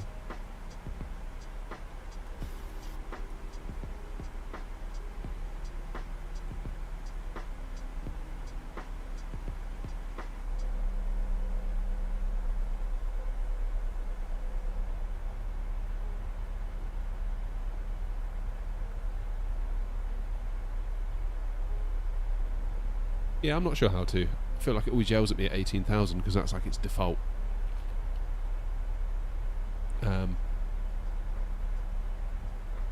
So we may just have to live with it for 12,000 feet. What a pretty part of the world though, this, eh? This is more like it.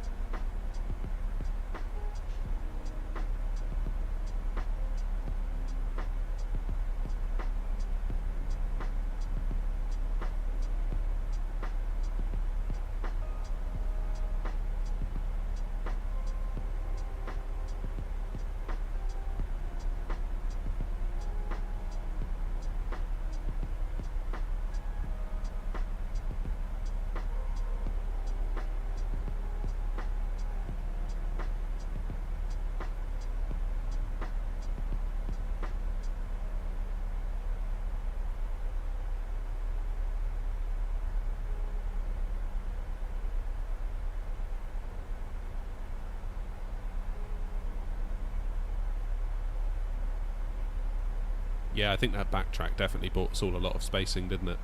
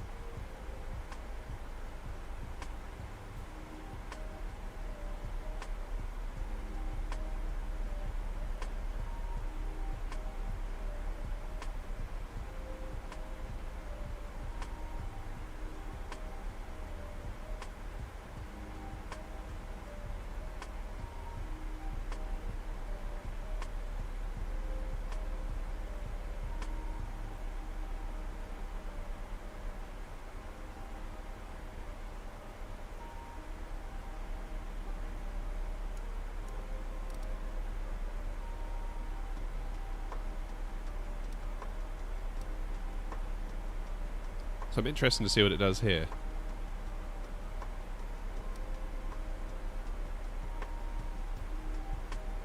Because we should be heading to Airbus.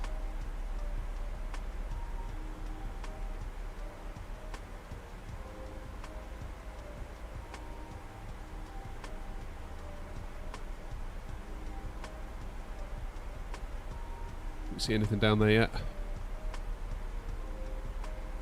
Not really.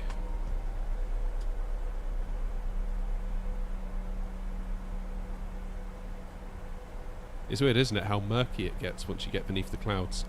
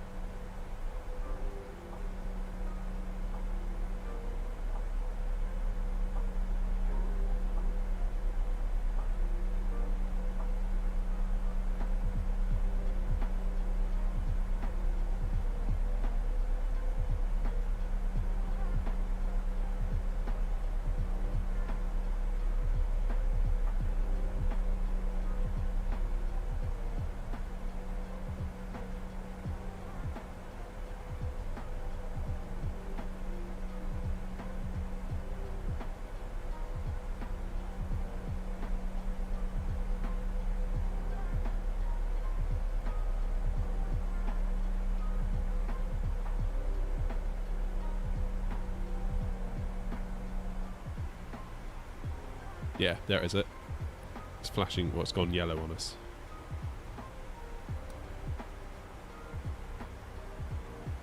So I'm hoping this is going to straighten itself out. So at the moment it thinks we're going to do a turn here. Actually, we want to go all the way out here, then come back around.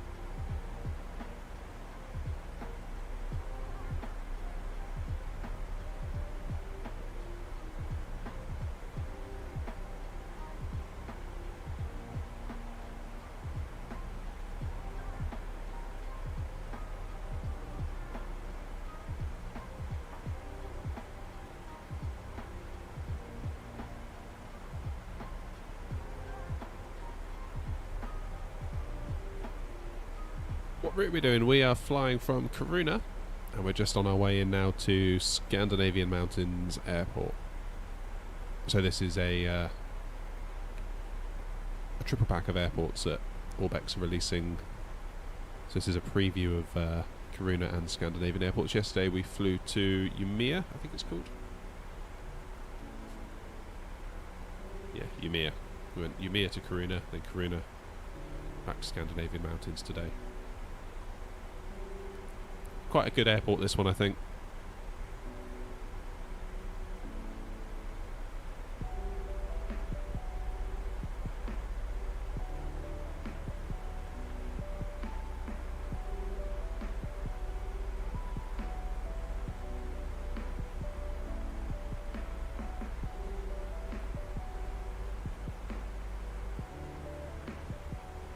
Alright, now what is it going to do? Yeah, look, it's turning us. Shouldn't be doing that. That is not right. Okay, heading select.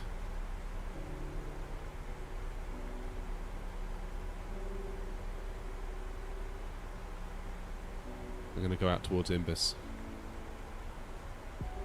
Why is it doing that? Is it just like too tight of a turn?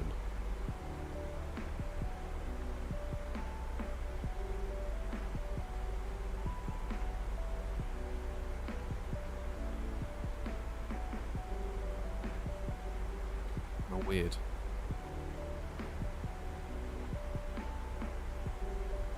But now it thinks we're going way off profile.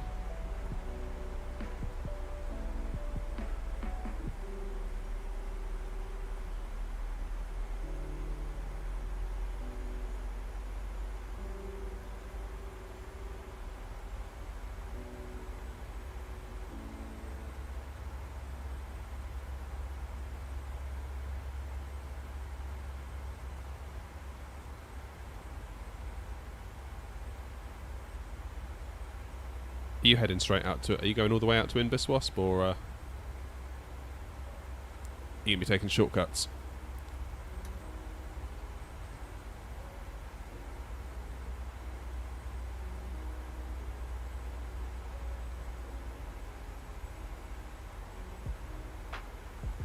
It's bowing for you.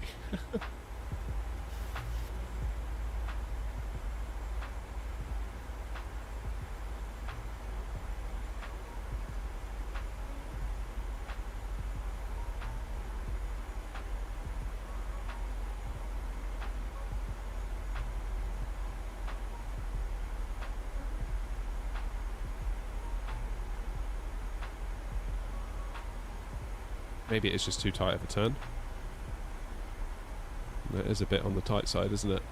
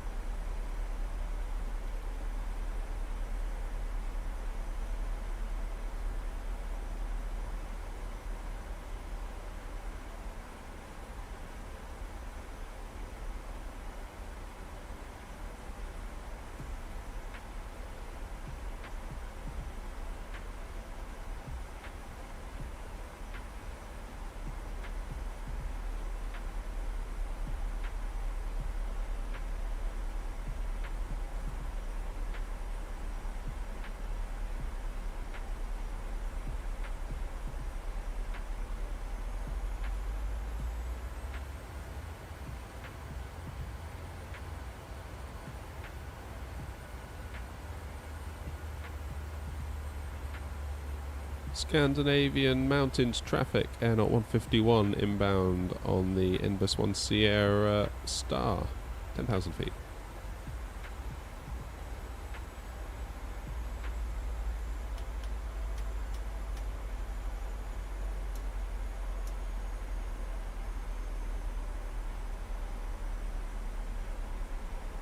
Yeah, the transition is 6,000 El Pepino, so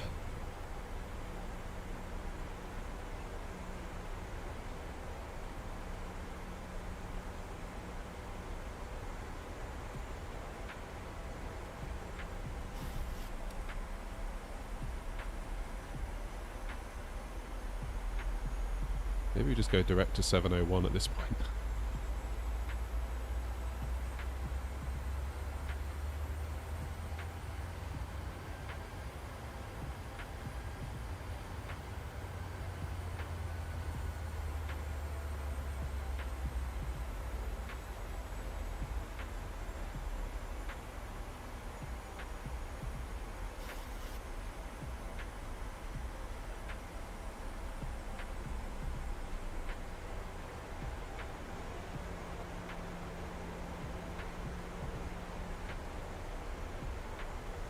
UNH is 10000.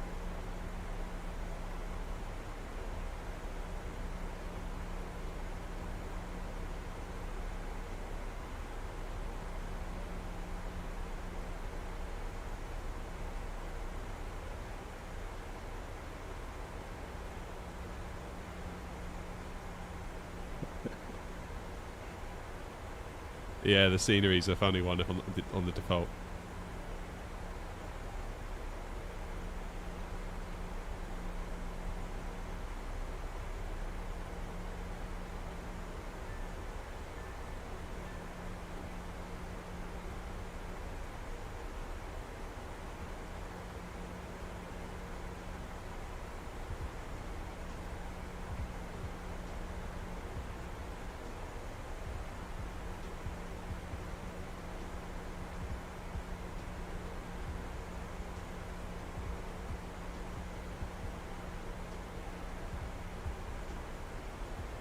Clouds are looking good today, aren't they?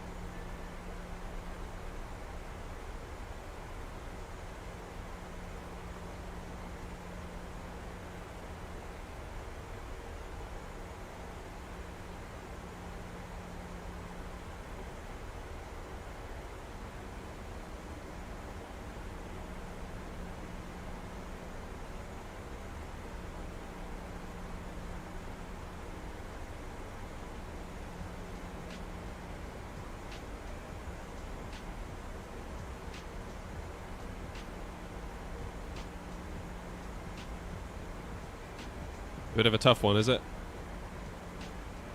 Look forward to it.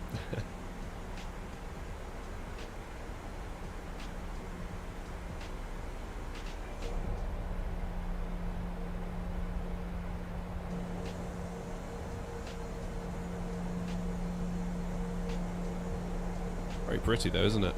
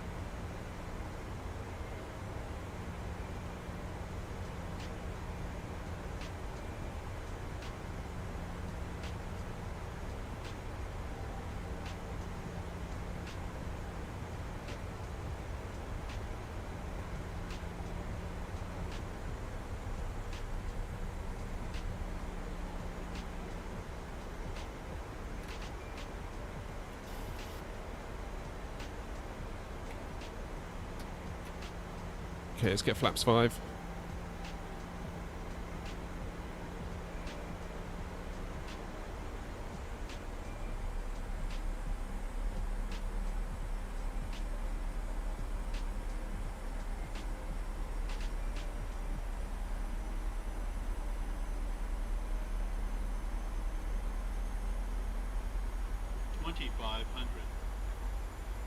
Get down.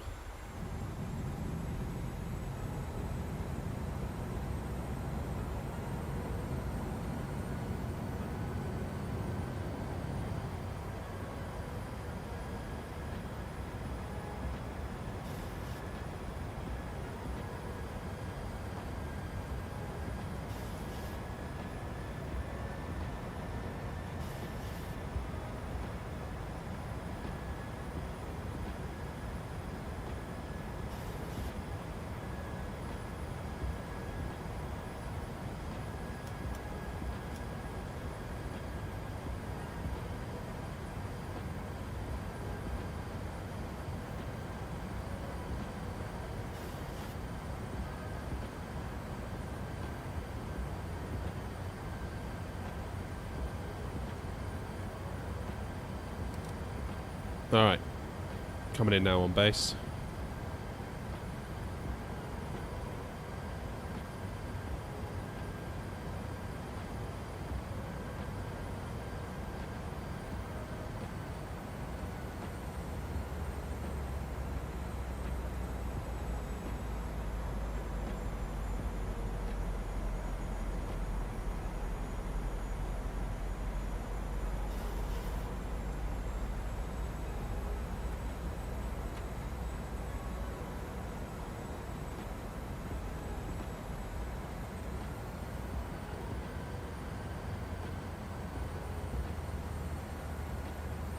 Someone just crashed into the trees on approach, oh no. Yeah, it could look a bit weird for you guys if you don't have the scenery.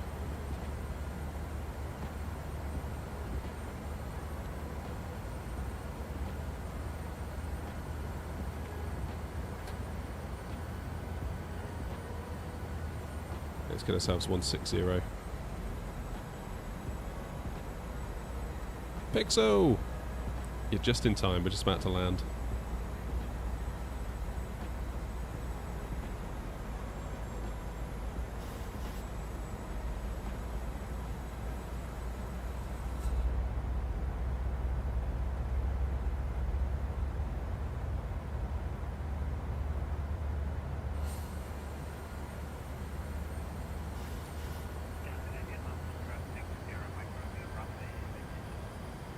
Jolly good.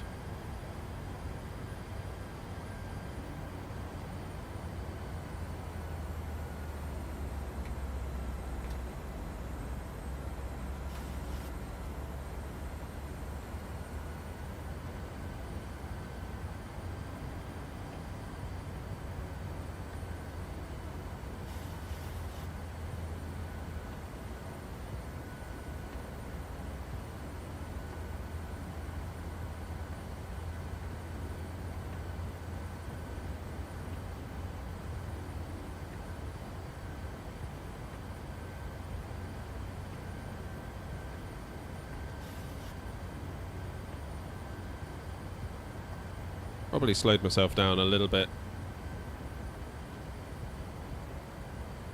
A little bit too early.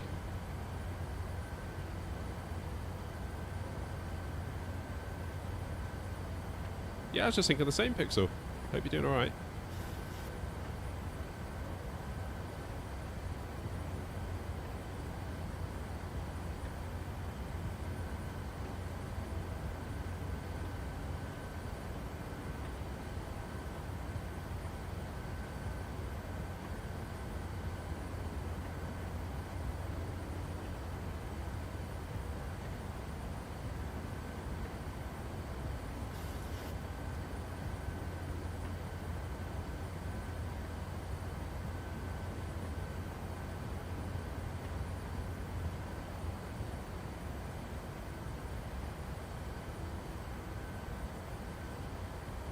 Scandinavian Mountains traffic, Air Knot 151, established on the ILS, runway 15, 9 mile final.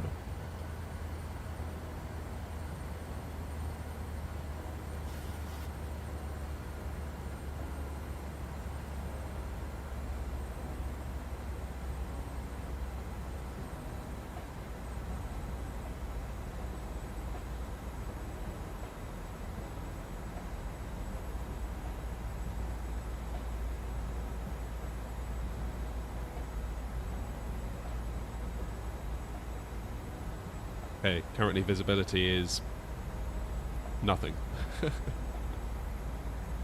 This ought to be good.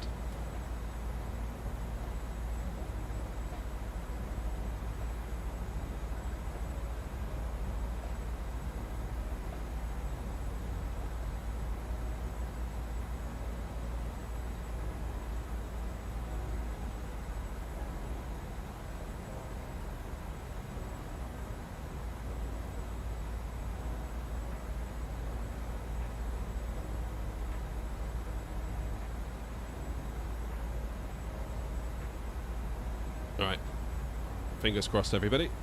This is it, 5 miles to run.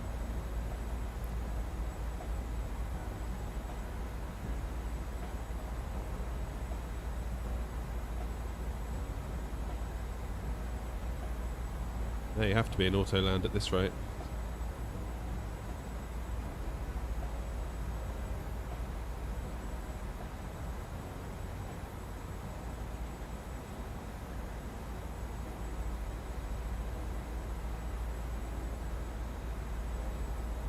Scandinavian Mountains traffic, Air Knot 151, 4 mile final, runway 15.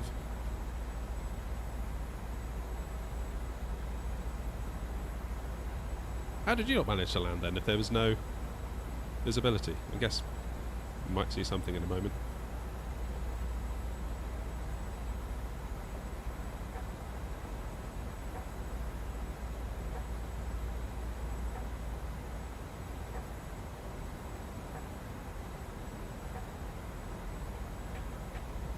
Come on. 1,000. Oh lordy.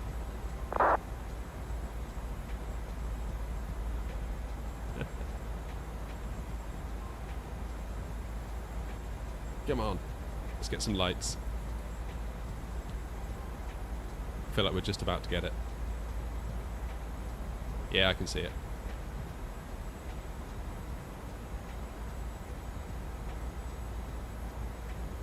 We talk about it in the nick of time.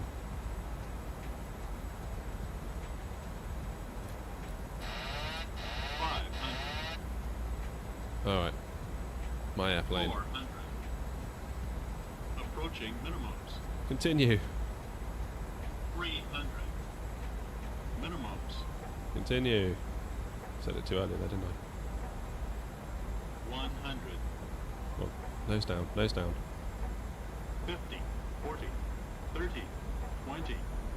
10. Go on.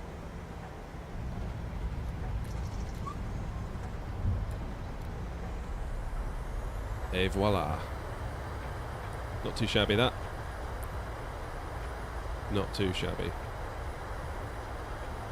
My brakes. You can't park there, mate. Mountain traffic, Air Knot 1350, turning the base for ILS 15.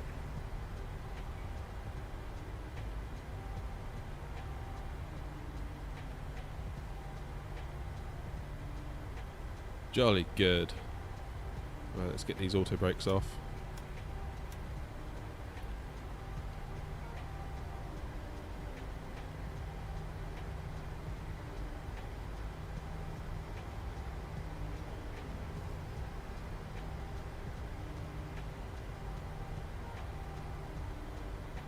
Scandinavian Mountains traffic, Air 151, vacated runway 15. Right, where are we going then? Let's go.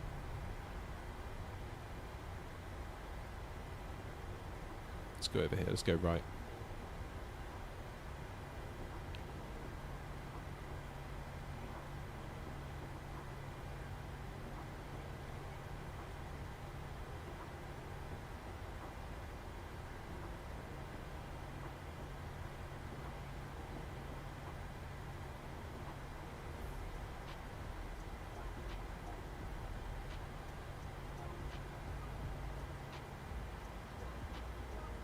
We're coming. Just slightly concerned about that tug that's in the way, but other than that.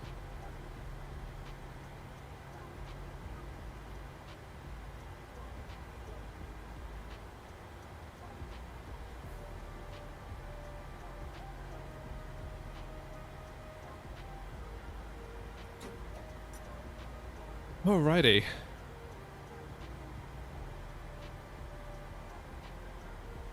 Right. Let's go and see if we can see Wasp. Oh! More controller turn on. Scandinavian Mountains traffic, Air 135 X-ray, established ILS 15. 11 miles to run.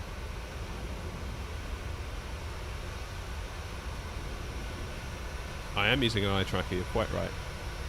The Toby eye tracker. Link in the description.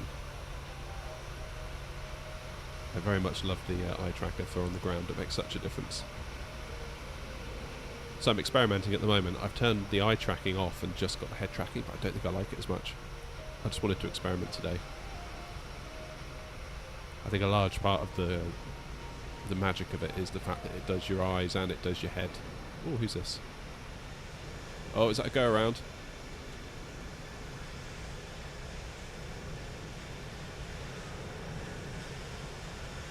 Never mind. Happens to the best of us.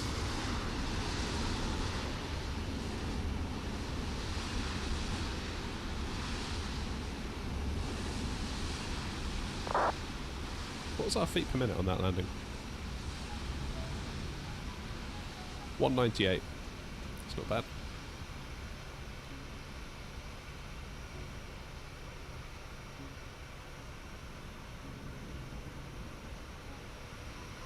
Yeah, I'm not surprised it went around. I mean, it's quite tricky, this.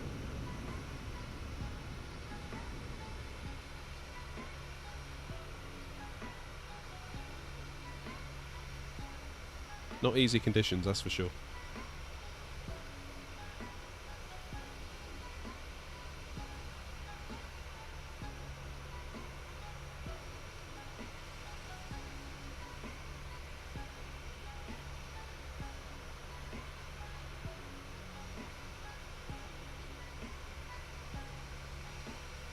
Any minute now, Wasp is going to come through those clouds.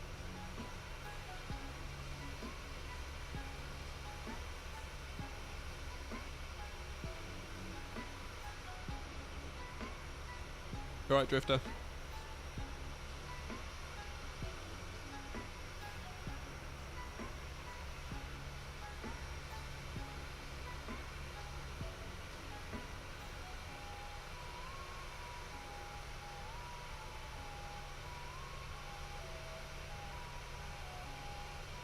We'll, once we see Wasp land, stick around and we'll do the replay, because I've been capturing replay data. We'll go into like a passenger wing view and see what it would have looked like for them. Then we'll have a little look at this airport.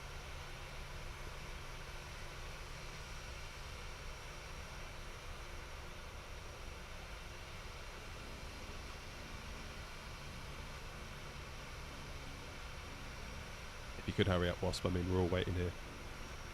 Just saying. It's those Airbuses, that's the thing, they're so slow.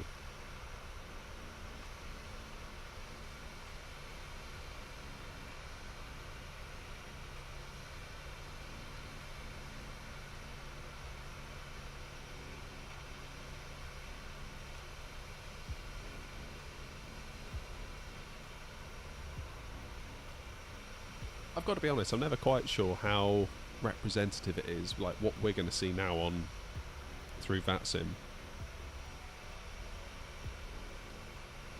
Like, is that actually what's happening for WASP, or is it just VATSIM's interpretation of it?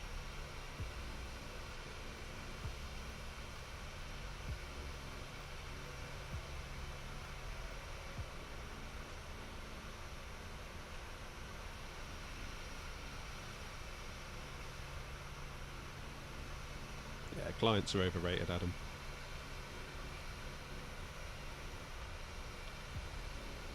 In my experience, the better you treat clients, the worse they behave.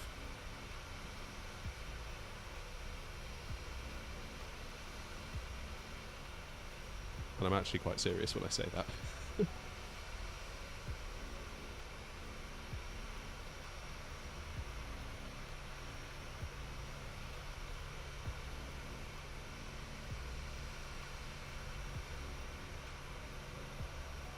Do what you need to do, Green. No pressure.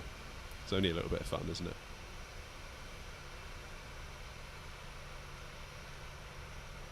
Here we go, look.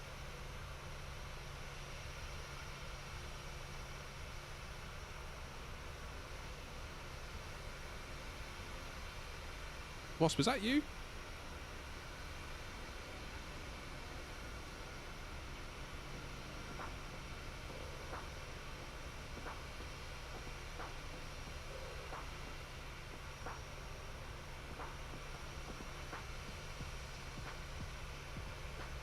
Wasp, was that you? Because that was a different colour plane to what we set off with.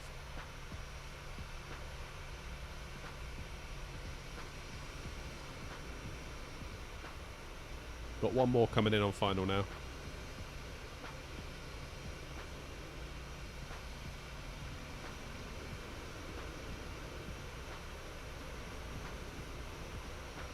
Oop, where's Wasp going? Of course you're going to be on different scenery, aren't you?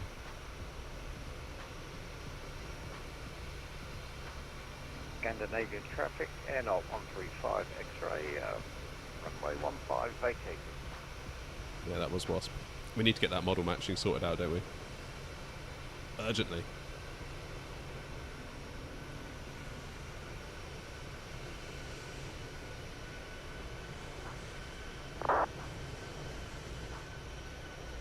Can hear something. Let's go.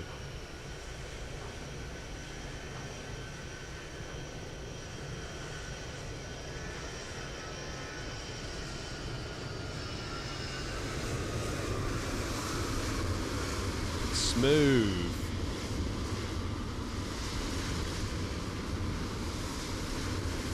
Now, don't be alarmed because this is like brand new scenery. It may be the scenery that everyone else has isn't quite up to scratch. So while it appears they're in the wrong place on here, from what they're seeing, they're probably not. That was beautiful, that though, wasn't it?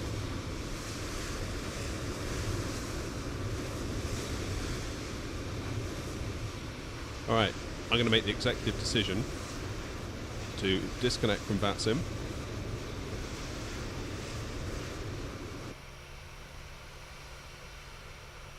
Yeah, we'll get that model matching sorted out, Wasp. Stop the recording. Replay. There we go. Right, let's jump inside.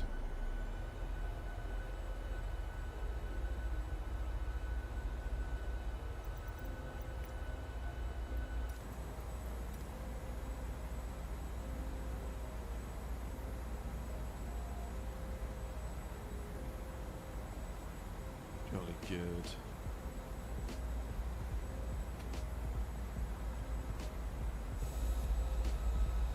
Right, let's see what the passengers would have seen.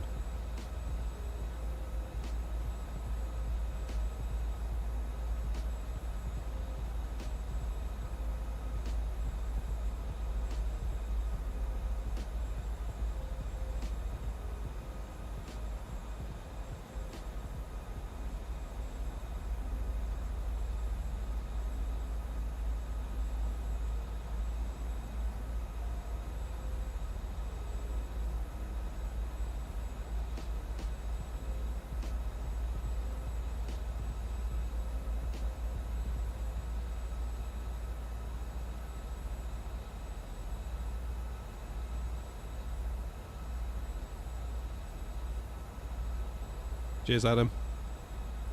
Good luck with those clients.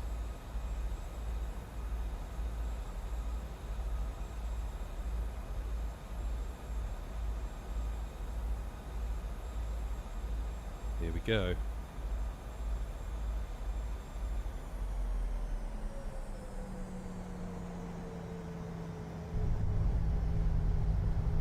Almost a tiny hint of a float there, wasn't there? Just a tiny little one. That's alright though.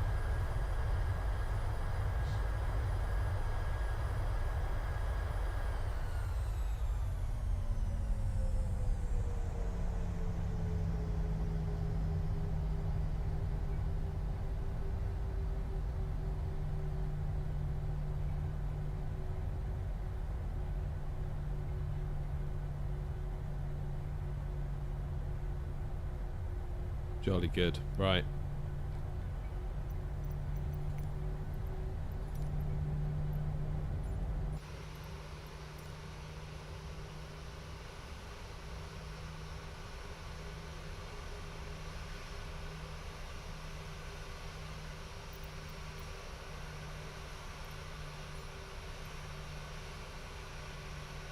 But that's amazing, isn't it?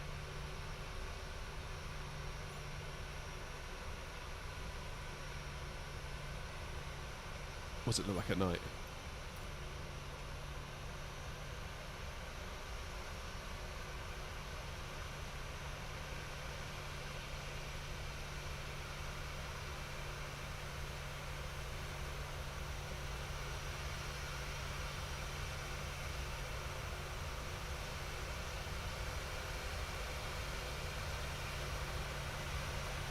Very nice. Whee! So what do we got in terms of inside of the terminal? This is, again, like, I know I keep saying this, but I felt so stupid because, like, for a long time I was like, why do they model the insides? Who cares about the insides? Obviously at night, when you're pulling up, you can obviously see inside and it all lights up and it all looks really nice.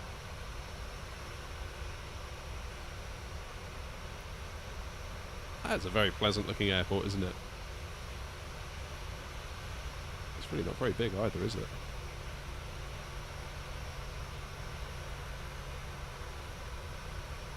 What's around here? Security. Check-in desks. Is that a bit of grass that's made its way inside? That's funny.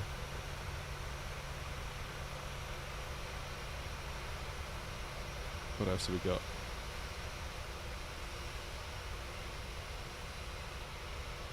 Nice illuminated sign.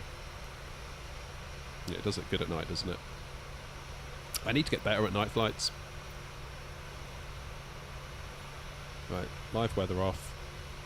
Daytime. Oh, look at that.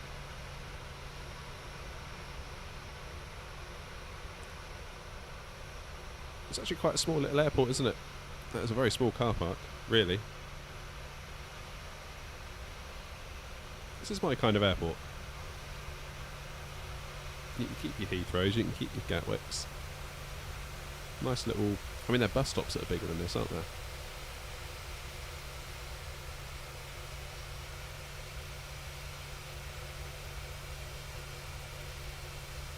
Very nice. And this is a massive, massive upgrade over what you get out of the box. I mean, those of you that are flying along stay on the default scenery. I think you basically get a shed halfway up the runway. And I think the runway is actually in the wrong place as well. That's the other thing. So relative to the out-of-the-box experience, like, you got all the stuff down here that all modelled. It's nice. Yeah, compare and contrast to the out-of-the-box experience. This is like a world apart. Not to sound ungrateful to the system that generates us all of the airports that comes with the sim. I mean, it's a remarkable piece of technology. If I'd worked on that, I'd be incredibly proud of it. But it does have its limits, and I think this is one of those examples where the limit has well and truly been found. 100%.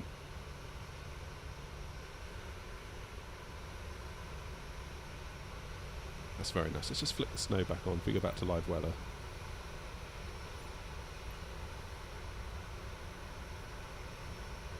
You don't get a lot of daylight, do you?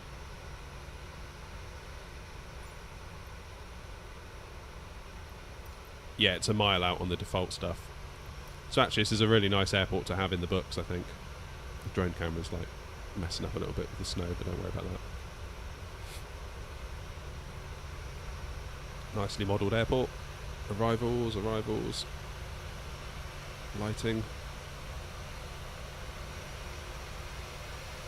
Again, even the terminal building is just like so different to the kind of, well, I was going to say the default terminals that you get, but we don't even get that on the default here. I think it's just like a random shed. So this is a very big improvement. And this is part of the Triple Pack. So you get this, Scandinavian Mountains, you get, I want to make sure I say it right, Yamiya, and you get Kiruna. All in the one purchase. So if you are looking for somewhere to fly in Sweden, 3 quite interesting destinations really. They're not like the big airports that you typically hear. It does give you some very cool places to fly in and out of.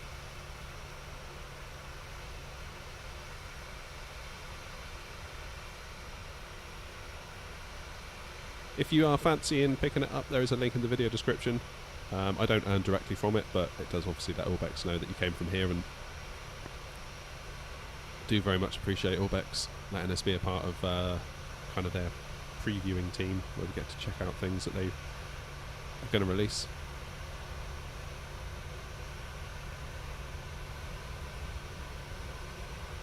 So yeah, big shout out to Orbx for making these last couple of flights possible. Very nice indeed.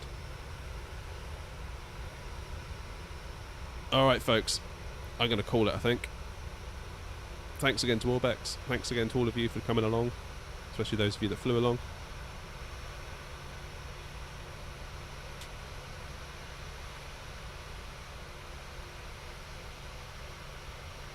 And we'll see you in the next stream. What we might do in the next stream, might start from here. Although for those of you that don't have the scenery, it might be a bit tricky, mightn't it? Maybe we'll start from somewhere else. And fly ourselves back to Gatwick or something. Get ourselves back home. Anyway, until next time folks, thank you very much indeed.